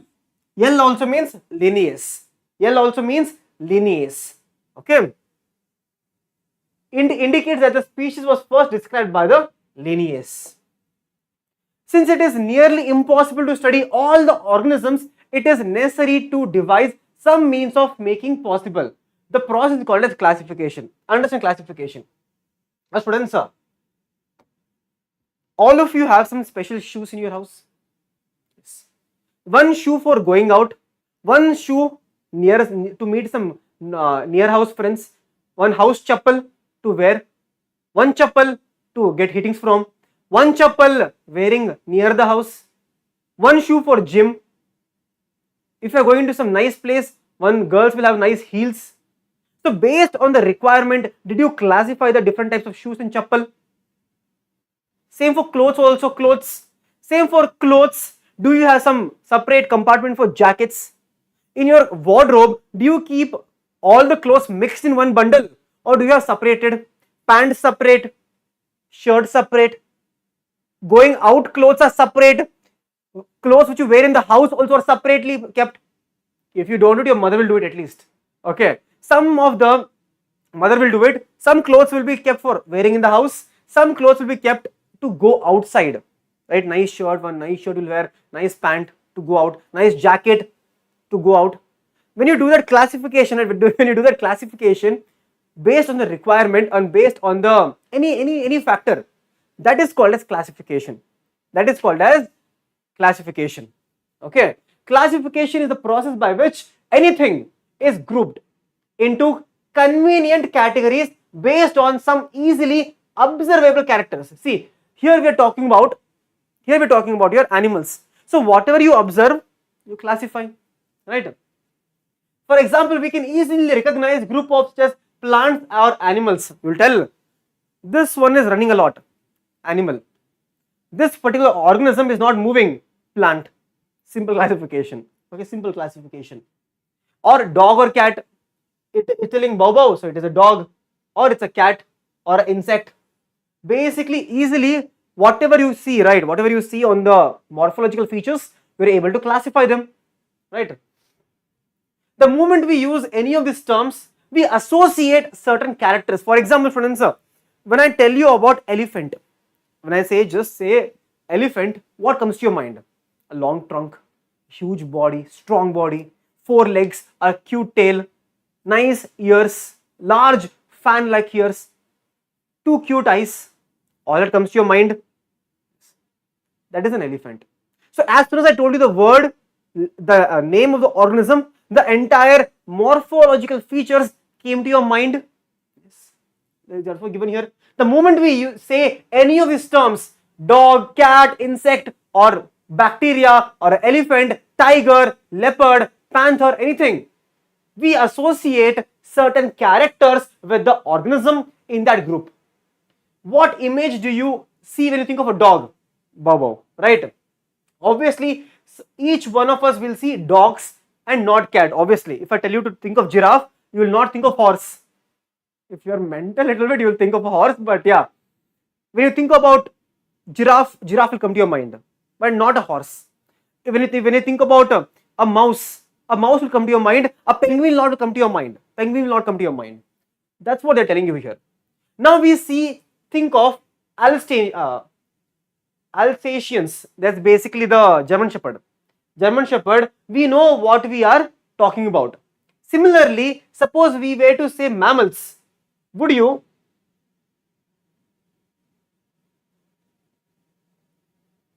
Skipping a line, no? Mammals, you would. Oh, something is missing, huh? Okay, I think some slide is missing. We talk plants. We try to talk about wheat. The picture of each comes to your mind. Will be of wheat and not of rice or any other plant. Hence, all these dogs, cat, mammals, wheat, rice, plant or animal, right, etc. are convenient categories, right? Are all of them categories?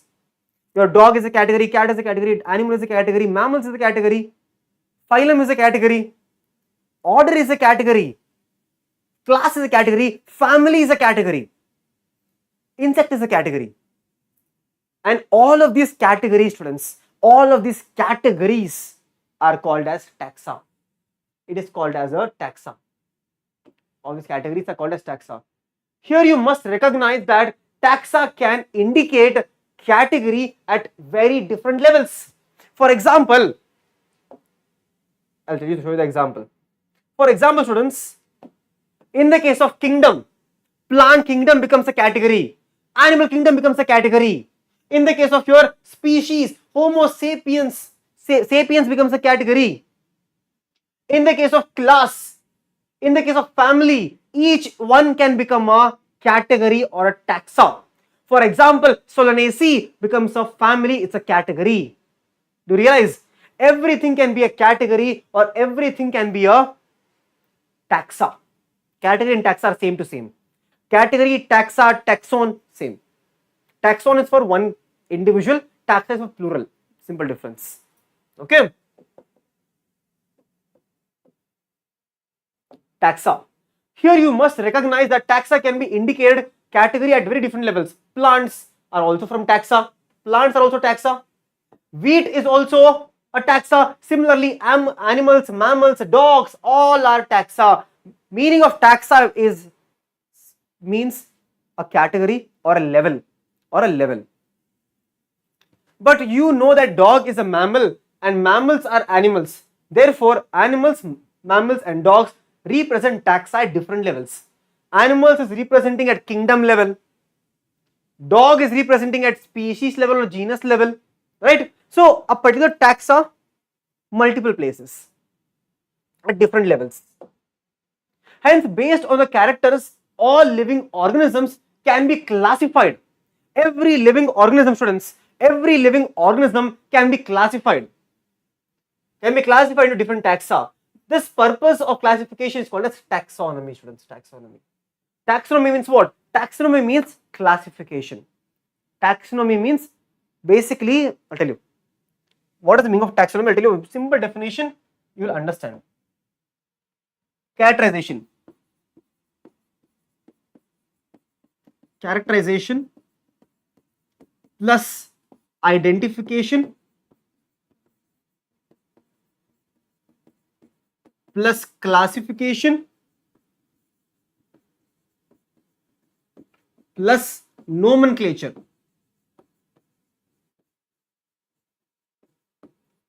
entirely together, it is called as taxonomy.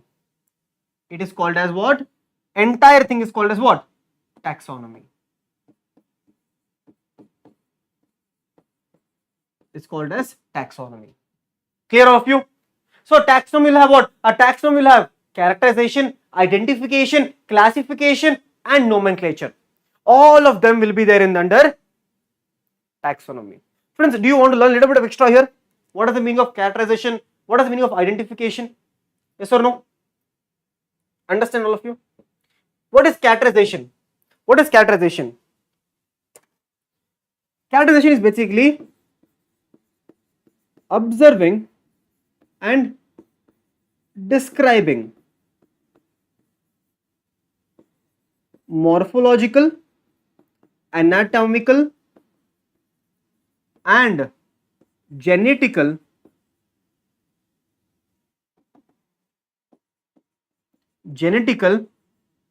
characters is called as characterization. Basically whatever you see becomes the characterization. You describe it. Identification. In identification you basically answer one question.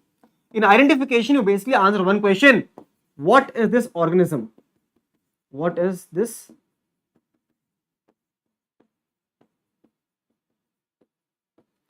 Based on whatever you observe, you identify it. Based on whatever you observe, you identify it. Based on whatever you observe, you identify it. Okay, you identify it. Okay, that is called as identification. What is classification? All of you know. Basically, you take the order. After identification, you are supposed to keep in kingdom, class, order, family, genus, and species. Right? Basically, you take the organism and you classify it. Now, once you classify it, then you give it a name. That is called as nomenclature. Clear? Song. If I sing a song, students, I sound like a drowning frog. You know what is the drowning meaning? Drowning meaning the frog is going under the water. It is not able to swim. I sound like a drowning frog. So please know, this mic will get mic will get destroyed. The system will get completely shut down. Your phones will become spoiled at once, or laptop will burst open. Do you want all that to happen? Tell me. Do you want all that to happen? Right? We will not take that risk today. That risk never should be taken. That risk should never be taken in anyone's life. I will not take that risk. You should also not take that risk from my side. Okay. Done. External and internal structure along with structure of cell development and ecological information of organisms are essential and from base form of modern taxonomical studies. Here, characterization, identification, classification and nomenclature are the process that are the basics of taxonomy. Okay. Taxonomy is not something new. Right? Taxonomy is not something new, students. For example, in the olden days, all of you, Ritz or Disha, any one of you, or Sony or Madhumita, imagine you're walking on the road. You're walking on the road in the olden time. You see a plant. And you can use the plant to, you eat the plant and you feel poisonous. You feel dizzy and you fall off. That is called as poisonous plant. Classification done, poisonous plant. Again, you're walking on the road. Someone sees you fall on the road. You're like, oh my God, what happened to this person? Why is he sleeping on the road? Who knows? Sleeping on the road. This person, for me, for example, I will take one more plant, make a chutney out of it, and I'll feed you. You'll become proper. Medicinal plant, that becomes medicinal plant. So, plants which will kill you, poisonous. Plants which is medicinal plants. Does it become a classification? I'm taking a tree, cutting it and making a house for timber. Done. That is a classification. So classification is not something new. In ancient time also, from ancient time, classification has been happening. But that time, classification was based on what? Classification was based on use and disuse. Anything which you can be used and which is not useful to you, classification was done. Right? Human beings have been classifying.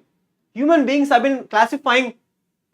have always been interested in knowing more and more about the various kinds of organisms.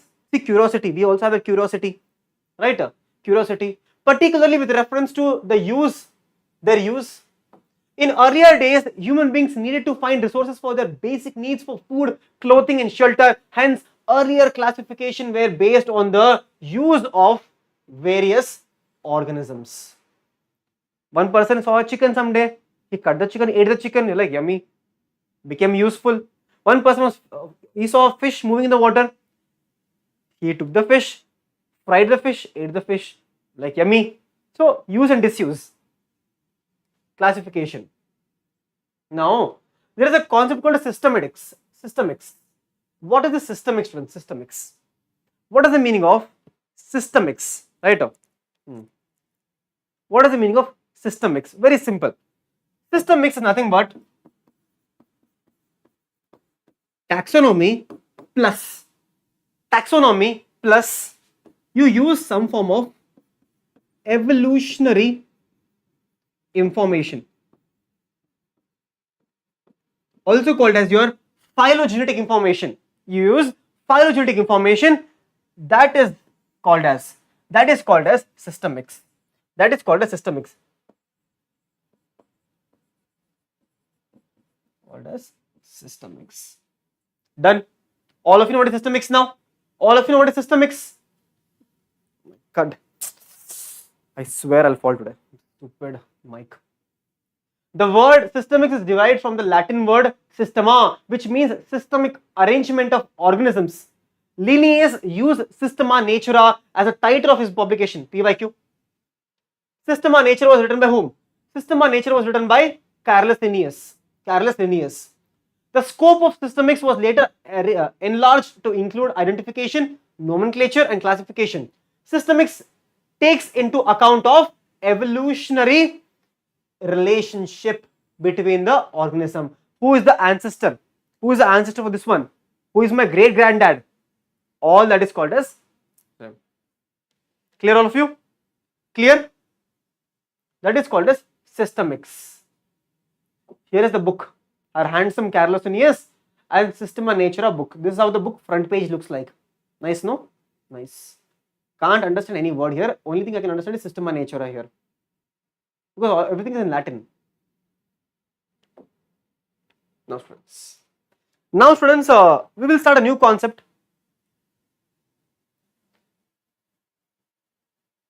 Now the new concept called student, this is the last concept. We will take a small break also now.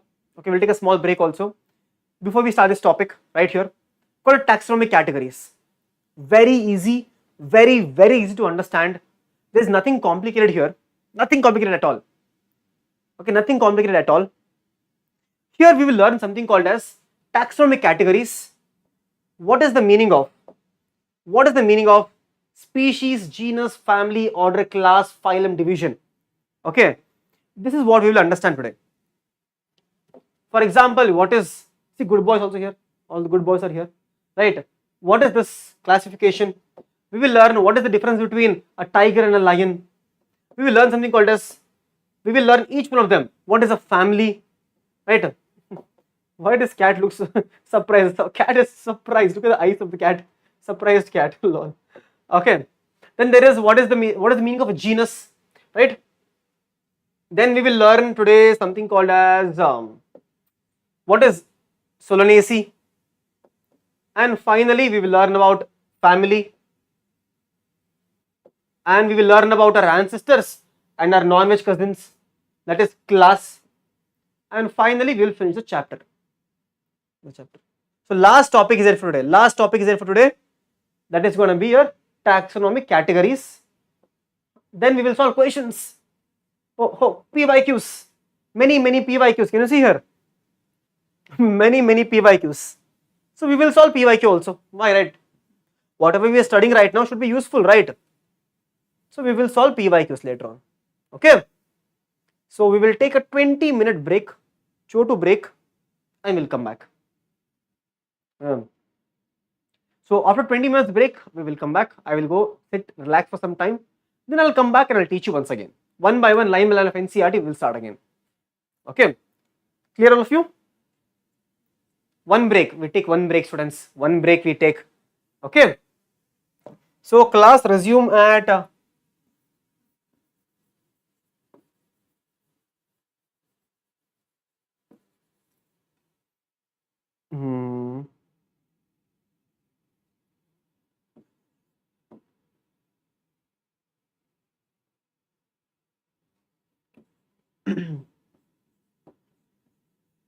okay. So all of you quickly go eat and come. All of you quickly go eat and come.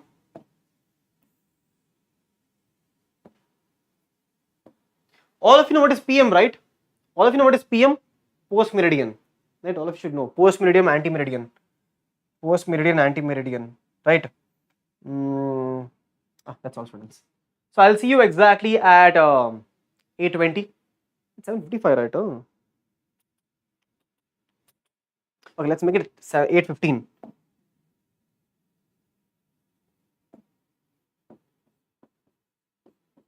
For all of you. Okay, 8:15 p.m.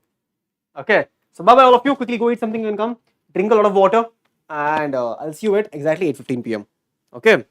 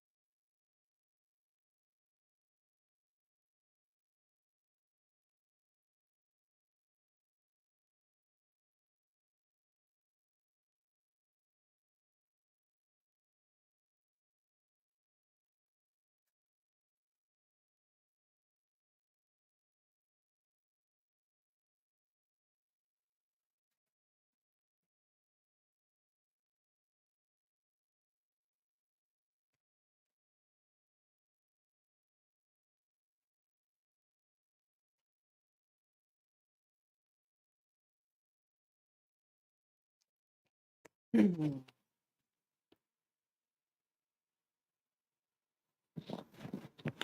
hello students, welcome back, welcome back, welcome back. So, let's finish the chapter now.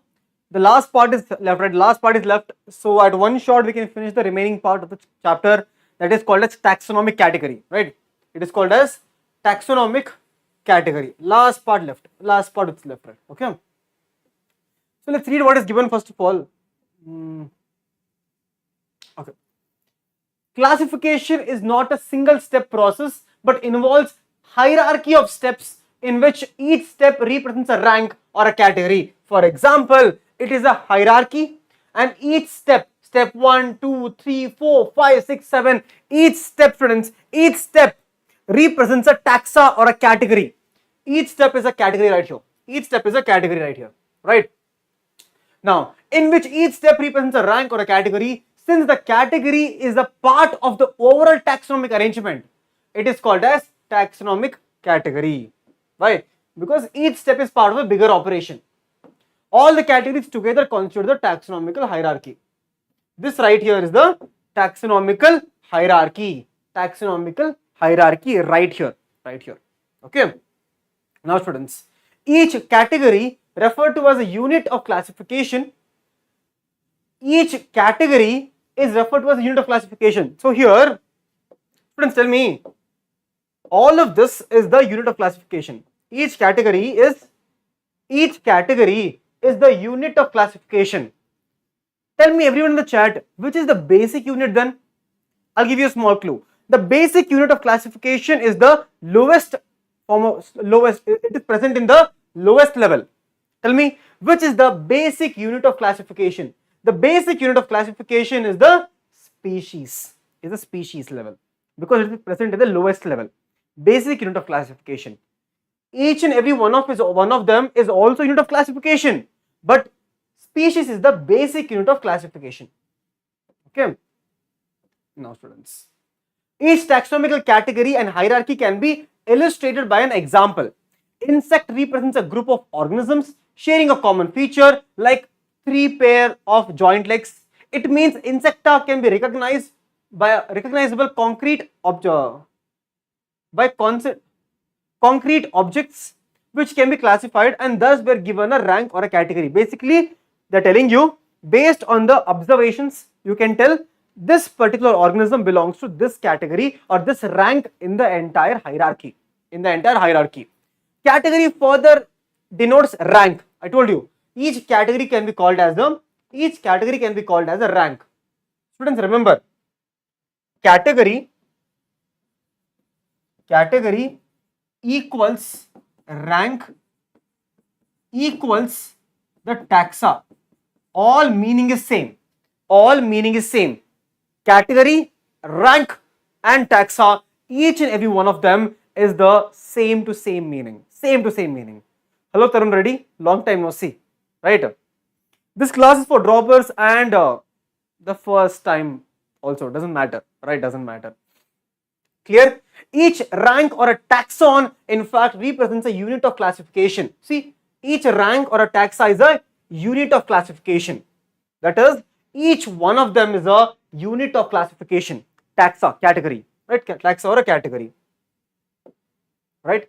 Each rank or a taxa in fact represents a unit of classification. These taxonomic groups, categories, are distinct biological entities and not merely morphological aggregates. So each particular rank has a significance. For example, if I'm keeping mammals into a particular phylum, it has a meaning towards it. For example, if I'm keeping your mango plant in Anacardiaceae, it has a significance there. If I'm keeping mango in Anacardiaceae, sapindales, it has a meaning there. Okay, each one has a meaning. There. Now, taxonomical studies, all known organisms have led to the development of common categories. So we have certain common categories which everyone can tell. For example, we have something called as kingdom, phylum, division. Both meaning is same. Phylum for animals, division for plants. Class, order, family, genus and species. All organisms, including those plants and animals kingdoms, have species as the lowest category.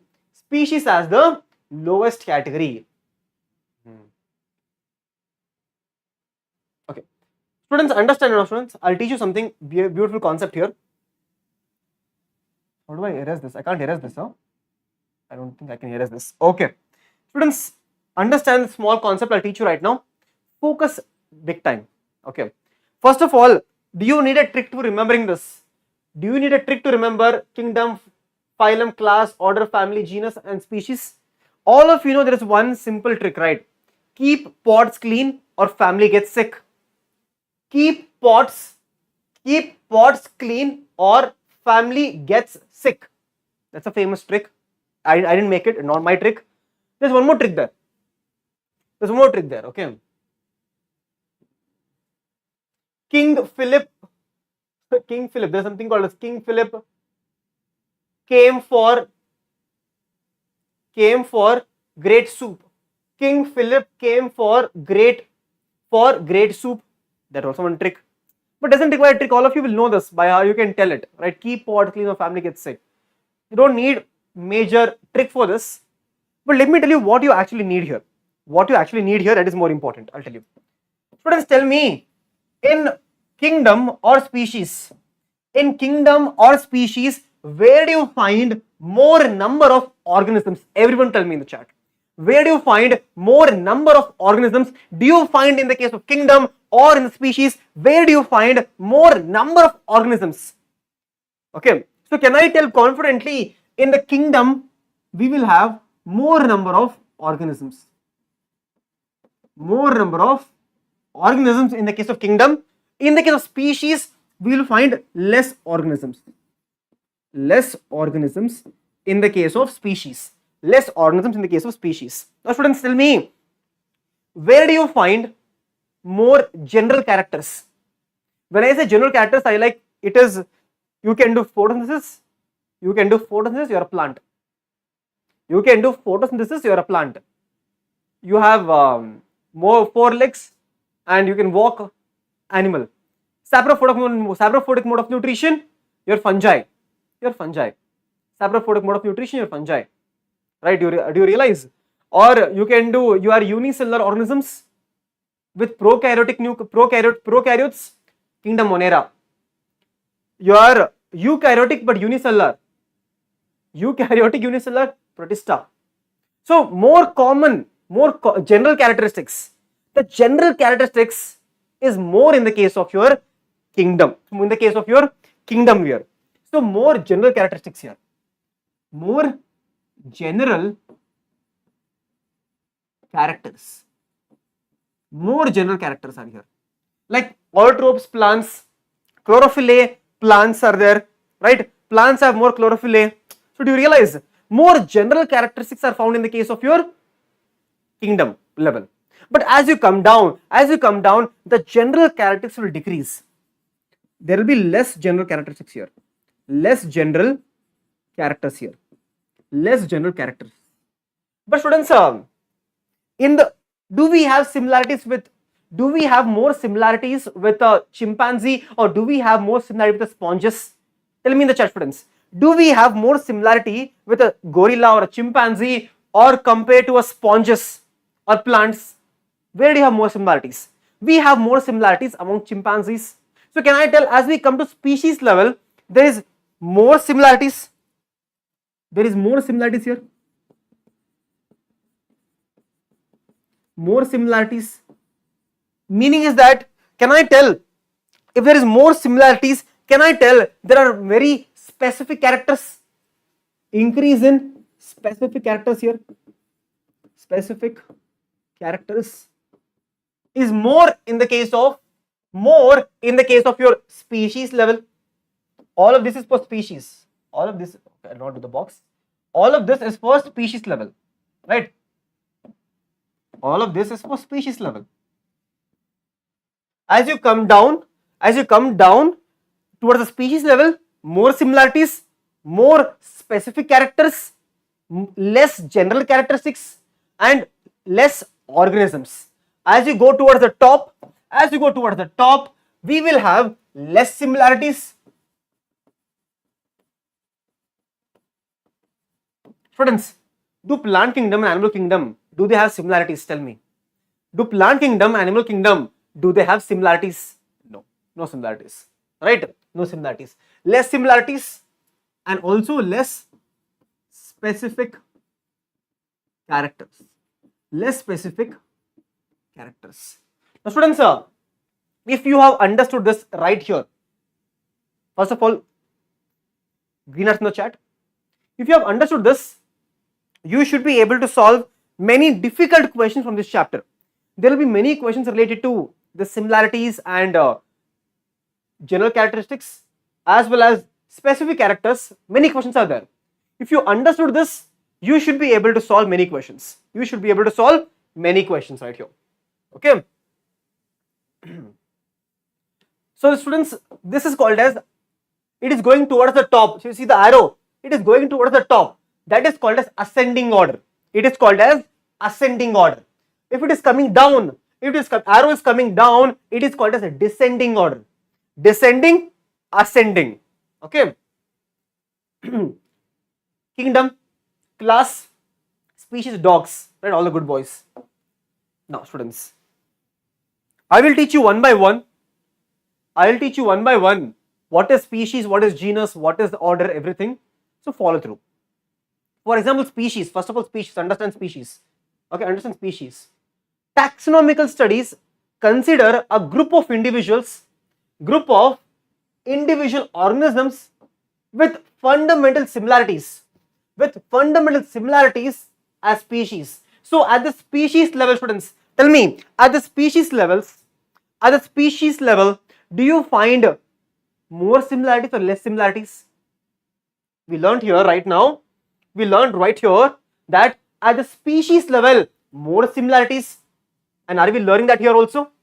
Fundamental similarities in species level. So more similarities are there. More similarities are here, right? One should be able to distinguish one species from other closely related species based on the distinct morphological features. Based on the morphological feature, you should tell me which is potato and which is Solanum tuberosum is given, Solanum melongeni is also given, right? Solanum, where is it? Solanum. Solanum melongena, that is the brinjal. Can you tell the difference between a brinjal and potato?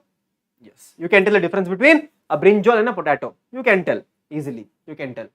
Let us consider Mangifera indica, Solanum tuberosum, Panthera leo. Panthera leo. In this, all of this is a species, right? Species. Solanum tuberosum is a species part here. Leo is a species part here. What is the first one? First part is the genus. All of you know the first part is genus. The second part is species. Leo is for lion. Indica for mango. Tuberosum for potato. Tuberosum for potato. Right? All three names indica, tuberosum, Leo represent the specific epithet or species. While the first word is the Mangifera, Solanum, Panthera are the genera or genus. Okay. So you can tell which is potato, which is tomato, all that. Genus and represents another higher level of taxon category called as genera. Each genus may have one or more than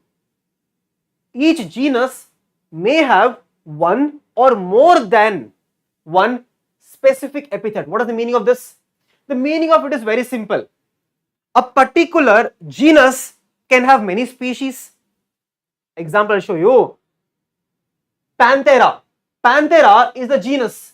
Panthera is the genus. Can the Panthera genus have many species? Yes. A Panthera can have Tigris. A Panthera can have Leo. Understanding, all of you? Understanding? A particular genus can have multiple species. Multiple species. Similarly, Solanum tuberosum potato, Solanum melongena is your brinjal. Melongena is the brinjal. So one genus, Solanum genus can have multiple, two or many species. Okay, that is what is given here. Can you see here? Each genus may have one or more than one specific epithet or species representing different organisms but having morphological similarities. That is, they can have similarities. Right? Now, for example, Panthera has another species called as Tigris. Solanum has another thing called as Solanum nigrum and Melongena. Human beings belong to the species Sapiens, which is grouped under genus Homo. So Homo sapiens, Homo habilis, Homo erectus. Remember, Homo is going to be the genus and your Sapiens is going to be the species. Homo erectus, Homo, right? Homo habilis. That is your species. What is happening in species? Closely related species with fundamental similarities are grouped together. That is called as a species. Then what is the genus, students? Genus. Genus comprises of, for example, students, understand. This is a genus. One genus will have many species. Species 1, species 2, species 3, species 4. So one genus will have multiple species, right? A genus comprising a group related species, which has more characters in common in comparison. So we are going up, so common characters are increasing, which has common characters in group compared to species or another genera, right, which has a common characters in common compared to species of other genera. For example, students, I'll give you a simple example.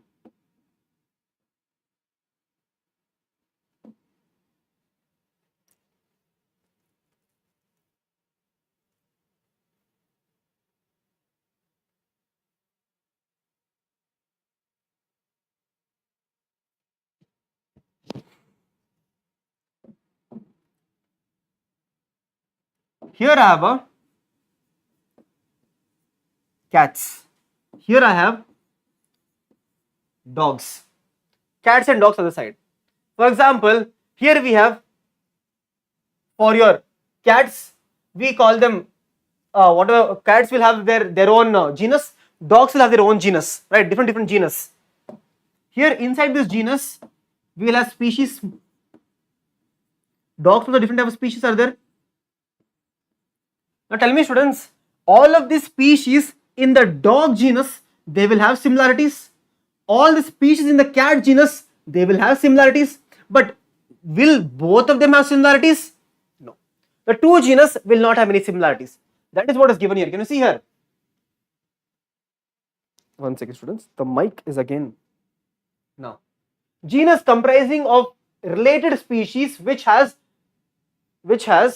more characters in common in comparison to the species, compared to species of other genus. So this genus, common characteristics, this genus, common characteristics. A dog genus and cat genus, they will have less similarities. Okay, we can say that genera are aggregates of closely related species. Closely related species are aggregated here. For example, potato and brinjal are two different species but belong to the same genus. Solanum. Panthera leo and Panthera pallidus, Panthera tigris, with several other common features, all species of the genus Panthera.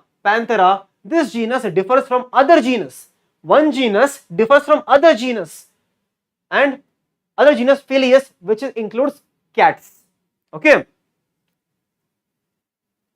clear, students?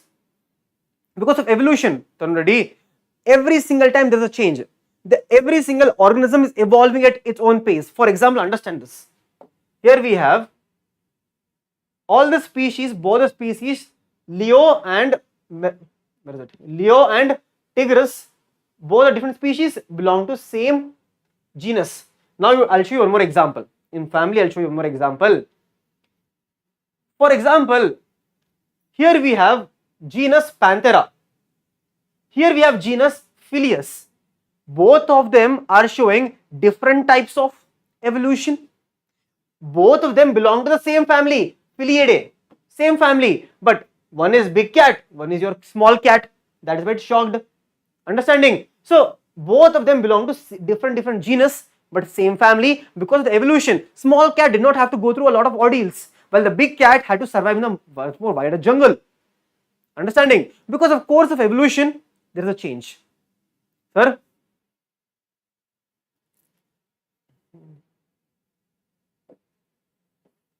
Let's go back here. When I talk about general characters, I'm talking about general characters as for example, a kingdom level.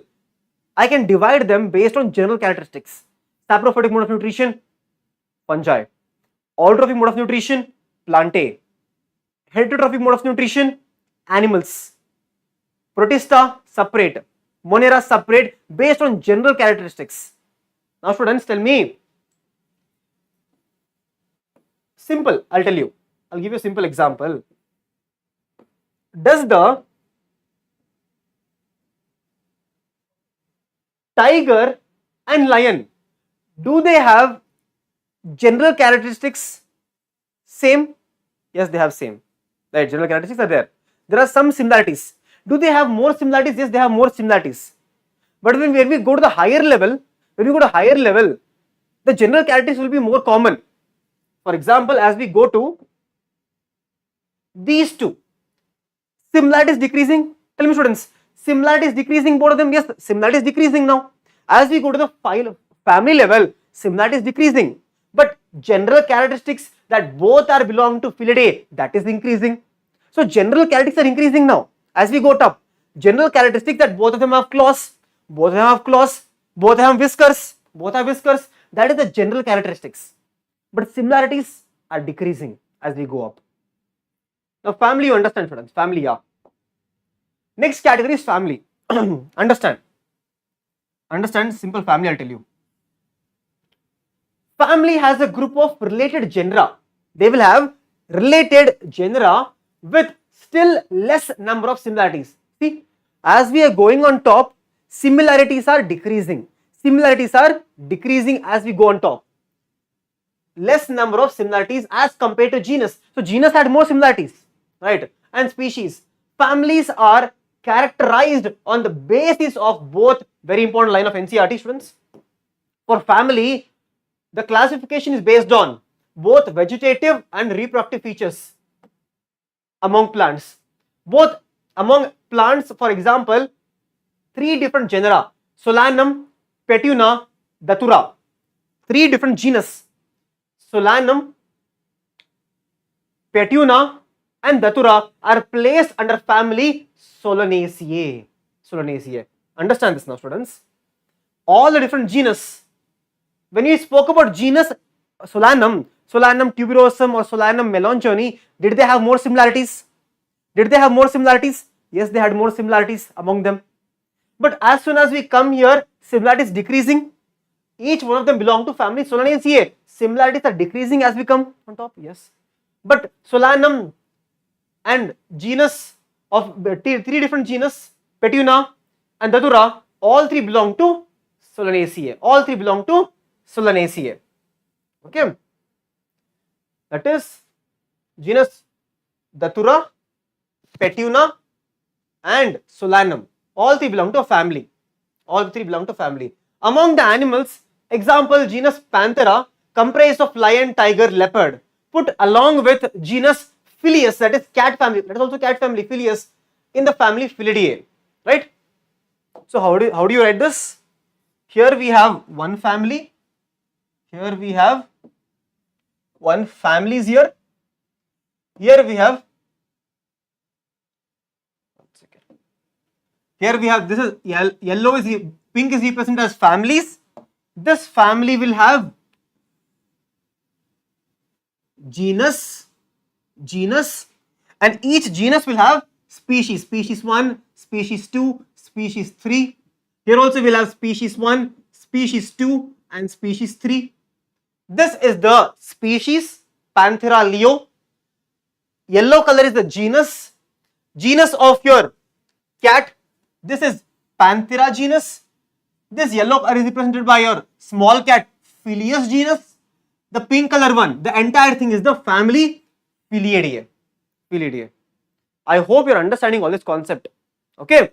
So family is the pink color one, that is the entire thing Felidae.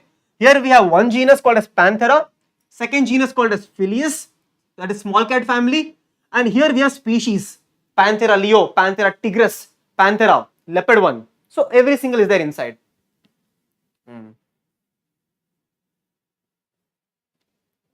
Clear, students? Similarly, if you observe the features of cat and a dog, you will find some similarities and some difference as well. They are separated into two different families, Felidae and Candidae. So now we have different families itself. For example, right now we have this is for entire cat family, Felidae. Now what if I make one more? This is for dog now. Separate for dog family will be separate. Dog family also will be separate. Now, do they have similarities? Yes, similarity is decreasing now because we are going higher up. Similarities is decreasing, but common features are increasing. That is general characteristics are increasing. General characteristics are increasing. Now, order. Now, very important line I'll tell you. You have seen earlier that categories like species, genus, and family are based on number of similar characteristics till now. So, number of similar characteristics. Generally, order and other higher taxa, order, phylum or division or kingdom, anything above the family, anything above family and other higher taxonomical categories are identified based on the aggregate of characteristics. They are based on aggregate of characteristics. Why? Because as we go higher, the general characters are increasing. If general characters are increasing, we can group them based on that. That's how we group kingdom, right? Kingdom, we have plant kingdom, phototrophic. Animal kingdom, heterotrophic mode of nutrition. Saprophytic nutrition, fungi. So general characteristics are increasing. That's why we're grouping based on that now. Order being the highest category in assembling of families which exhibit a few similarities. A similar characters are less. See, similarities are decreasing now. Similarities is less in number as compared to genera including a family. Plant families like Convolvulaceae, Solanaceae are included in the order polynomials. So for example, students, now we have the order is polynomials. Order is polynomials will have something called as your family Solanaceae, family Convolvulaceae. Between them, similarities are decreasing now because we are going higher up. Okay, similarities are decreasing. Similarly, we have the cat family, Felidae. We have dog family, that is called as Candidae. The order is what? Order is Carnivora. Order is Carnivora. Why? Because they eat meat. Both your cat and dog, they eat meat. So order is changing. Now what is the general characteristics here? General character is they eat meat, that's all. So that is increasing now. Similarities are decreasing. Do they have any similarities? Many similarities? No. Similarities are decreasing. General characteristics are increasing. Class. This category includes related orders. For example, order Primata. Order Primata comprising monkey, gorilla, gibbon is placed in the class Mammalia along with order Carnivora. Carnivora. That includes animals like your tiger, cat, dog, and class Mammalia has the other orders also. So for example, right now we have the class. A class is made up of multiple orders. Here we have our ancestors, all of us, and we have non-veg cousins here. Non-veg cousins called as Carnivora, where we have both cat and dog together. This family order is here. One more order is here, that is Primata. Right? Primata. Now, what happens to the similarities? Are they decreasing or increasing? Tell me, students. Are the similarities decreasing or increasing now? Obviously, you can see similarities are decreasing. Common features are increasing. What is the common feature? Both are mammals.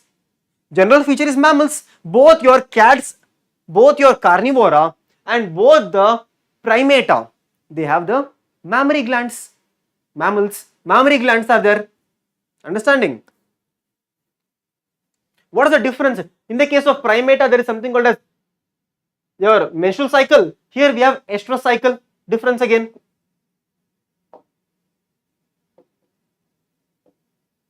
Phylum. Phylum. What is a phylum? Classes comprising animals like fish. All of you know fish. Amphibians, reptiles, birds, along with mammals constitute the next higher category called as phylum. All this based on the common features. See, common features like presence of notochord, right? Dorsal hollow neural system are included in the phylum Chordata.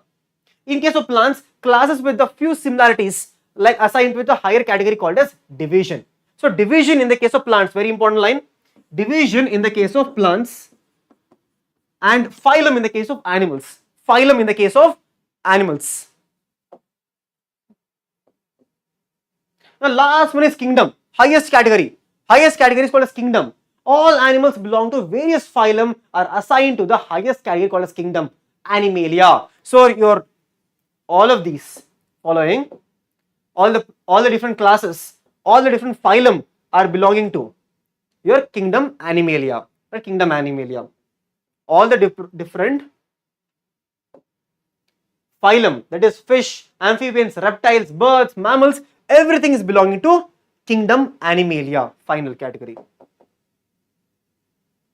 So we have kingdom Plantae, kingdom Animalia, the 5 kingdom classification: Monera, Protista, Animalia, Plantae, Fungi. 5 kingdom classification. 5 kingdom classification, right?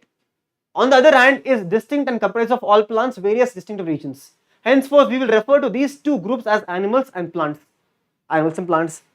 Similarities are decreasing. Similarities are decreasing. General categories are increasing. A taxonomic category from species to kingdom have been shown in ascending order. Ascending order, going up. Ascending order, starting with species in figure 1.1. These are broad categories. However, taxonomists have also divided subcategories in this hierarchy to facilitate more sound and specific scientific placement of various taxa. Okay. For example, as we go higher from species, to kingdom, the number of common characters goes on decreasing. What is the common character, students? The meaning of common character is similarities or specific characters.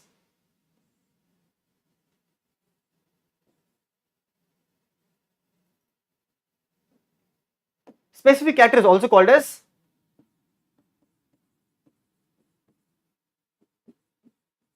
common characters. Also called as your common characters. That is similarities, common characters. It goes on decreasing. It goes on decreasing. Decreasing. Lower the taxa, more are the characters that are members within the taxa share. For example, species level, Panthera leo, genus level, Panthera leo, Panthera tigris, they have more common characters, they have more similarities, right? Higher the category, greater is the difficulty in determining the relationship to the other taxa at the same level. Hence, the problem of classification becomes much more complex at the kingdom level. Indicates the taxonomic categories they have given here, students. This is the ultimate thing which you need to remember. Ultimate thing which you need to remember. Clear? This is the ultimate thing which all of you need to remember is this table right here, right? For example, we have Homo sapiens is the biological name, genus is Homo, family name is Homidae. Students, I'll tell you a small trick here, understand students. Here we have all of you know Homo sapiens, scientific name is Homo sapiens. Homo is the first part, it is always a genus, and family, and the sapiens is the species name. Sapiens is the species name. Now, Homo hominidae. Hominidae is the family name. Hominidae. Order is Primata, all of you know. Class is Mammalia and phylum is Chordata. All of you know this from the chapter. Which chapter? Animal Kingdom. Right. Now, housefly. In your house you will be there. No, that's what's called as Domestica. Musa domestica. Domesticated, right? Domestica. Genus already is given here, Musa. Musa. Right? Or Musca, whatever you call it. Musca. Okay, Musca. Or MUSC Muscidae. Right? Muscidae. Right? Muscidae. Now, you can remember this easily. The only thing which you remember here is Diptera, is the order. So, only thing which you need to remember from this table right here for the houseflies, Diptera. Okay. Insecta, Arthropod, all of you know. Mango, Mangifera indica. Genus, Mangifera. Family, Anacardiaceae. Order, Sapindales. Class, Dicot, Angiosperm. Wheat, Triticum aestivum. Triticum is the genus. Poaceae is the family. Poales is the order. Monocotyledonae is the class. And Angiosperm is the phylum again, or division here. In this case here, division. In this case here, division is the answer. Division. Okay. So students, that is the end of it. Try to solve this question, all of you. Try to solve this question quickly. See, family, you know, we just now learned Muscidae is the family, right? Family, Muscidae, right? Muscidae is the family. So, family will come where? 3. So, A is 3. These two options are gone. Okay. Order, Diptera, we just now learned. Order is Diptera. So, B is 1. B is 1. So, answer is 1. Answer is 1. Done. Answer is 1. You realize? See, order is Diptera, we just now learned, right? Order is Diptera. Done. So this question, all of you. Time starts now. Quickly go. Now we'll drink some water now. What is the answer?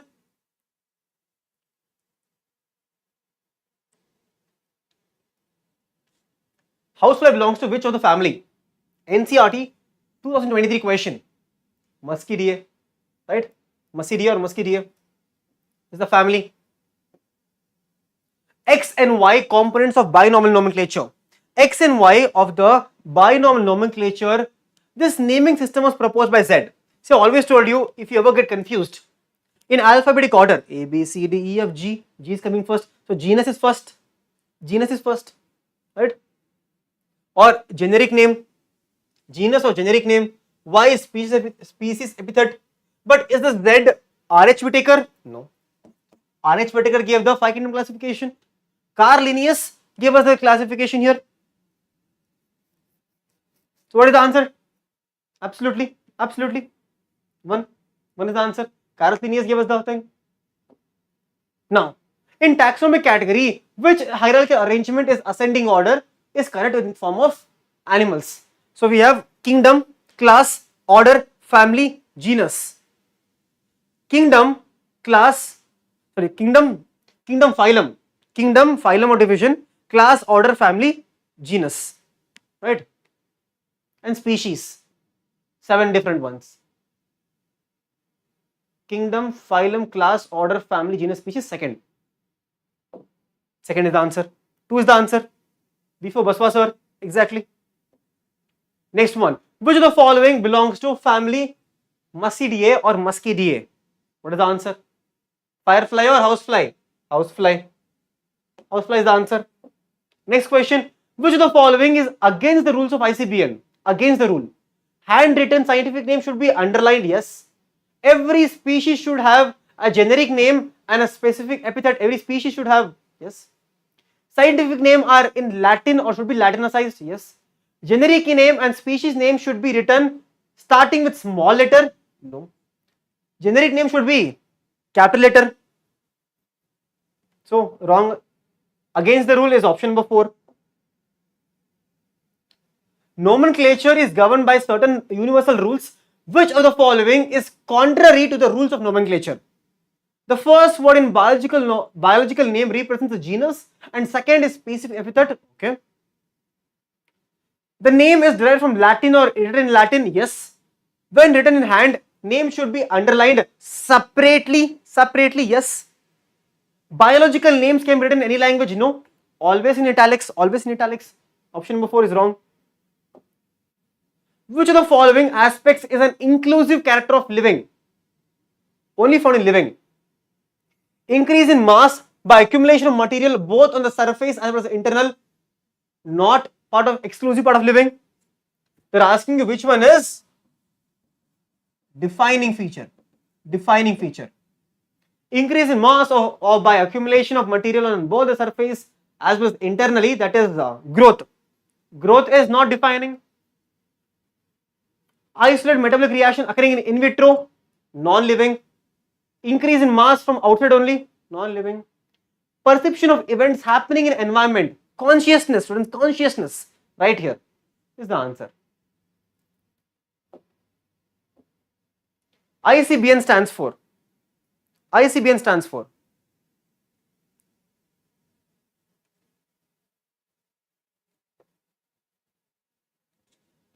What is ICBN? Indian Congress of Biological Names, huh?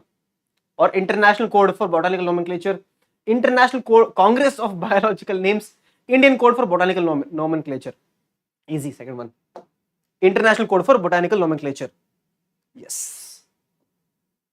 Which of the following taxonomic category is less general in characters as compared to taxonomic category as genus? Which taxonomic category is less general? The meaning of less general is that which has the least general category, which has the least general characters.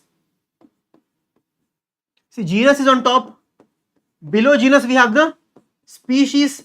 As we go down, general characters are decreasing. Yes. So what is the answer? Species is the answer. Species is the answer. The basic unit of classification, Ames question, Ames 2000 question.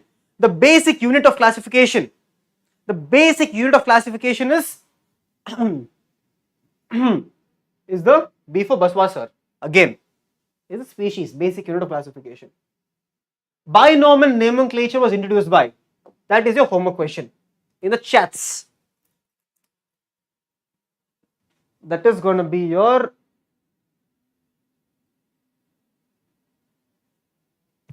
homework question in the comment section. And with that, chapter is done. Done chapter. So students, did you realize what is the time? 9? Okay, 6 to 7, 7 to 8, 8 to 9. 3 hours chapter. Don't tell the answer now. What is this? Satvik, Madhumita, Tanuja, Tejaswini, Sona, Serotonin, Govind Reddy? Not here in the comment section. Tejaswini, not here in the comment section. Disha, all of you. Sukanya, in the comment section, not here. I will not see. I will close my eyes. I am not seeing the answers. Okay, I am not seeing the answers. So, with that, the chapter is over. Now, students, this chapter was an easy chapter. Honestly, it was a very easy chapter. All the questions are also very easy. Questions are also very easy. You can solve all these questions very easily, right? And I hope you have understood every single line of NCERT also. Every single line of NCERT also you have understood. So students, it is your job right now to spread the word, right? So what will happen is this is the simple perception, right? Simple perception. Any student who is not aware of my teaching or our channel will obviously go for looking at the views. If a video has more views, they'll click on that video.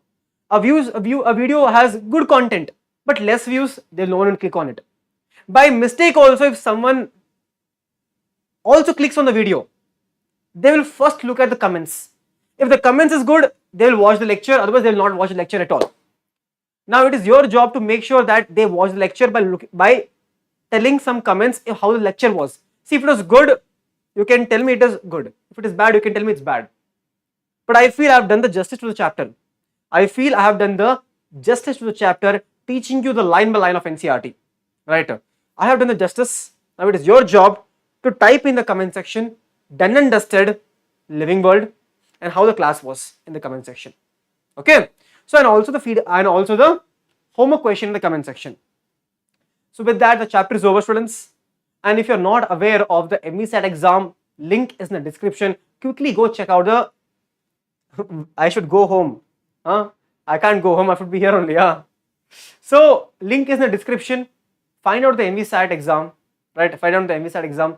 Write the NEET exam, students. It is a beneficial thing. You will not lose anything from it. You will only gain everything from it.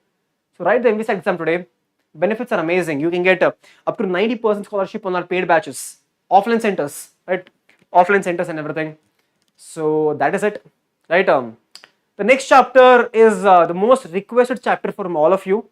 The next chapter, line by line NCERT, which we will be finishing the entirely this week itself. The name of the chapter is Plant Kingdom, right? All of you. The name of the chapter is Plant Kingdom. So we will be doing NCERT line by line of Plant Kingdom just after this lecture. Okay. So with that being said, students, thank you so much. Thank you so much. I cannot believe all of you are sitting for 3 hours. All of you are sitting for 3 hours and attending the lecture. That is, congratulations to all of you.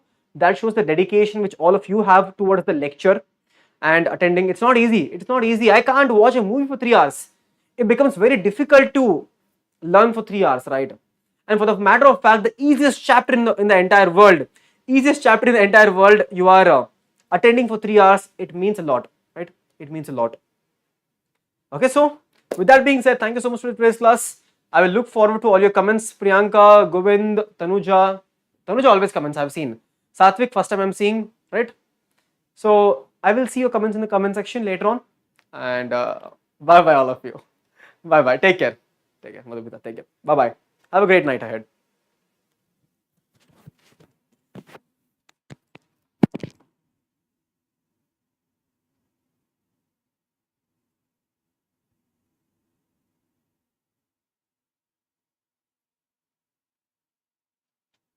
And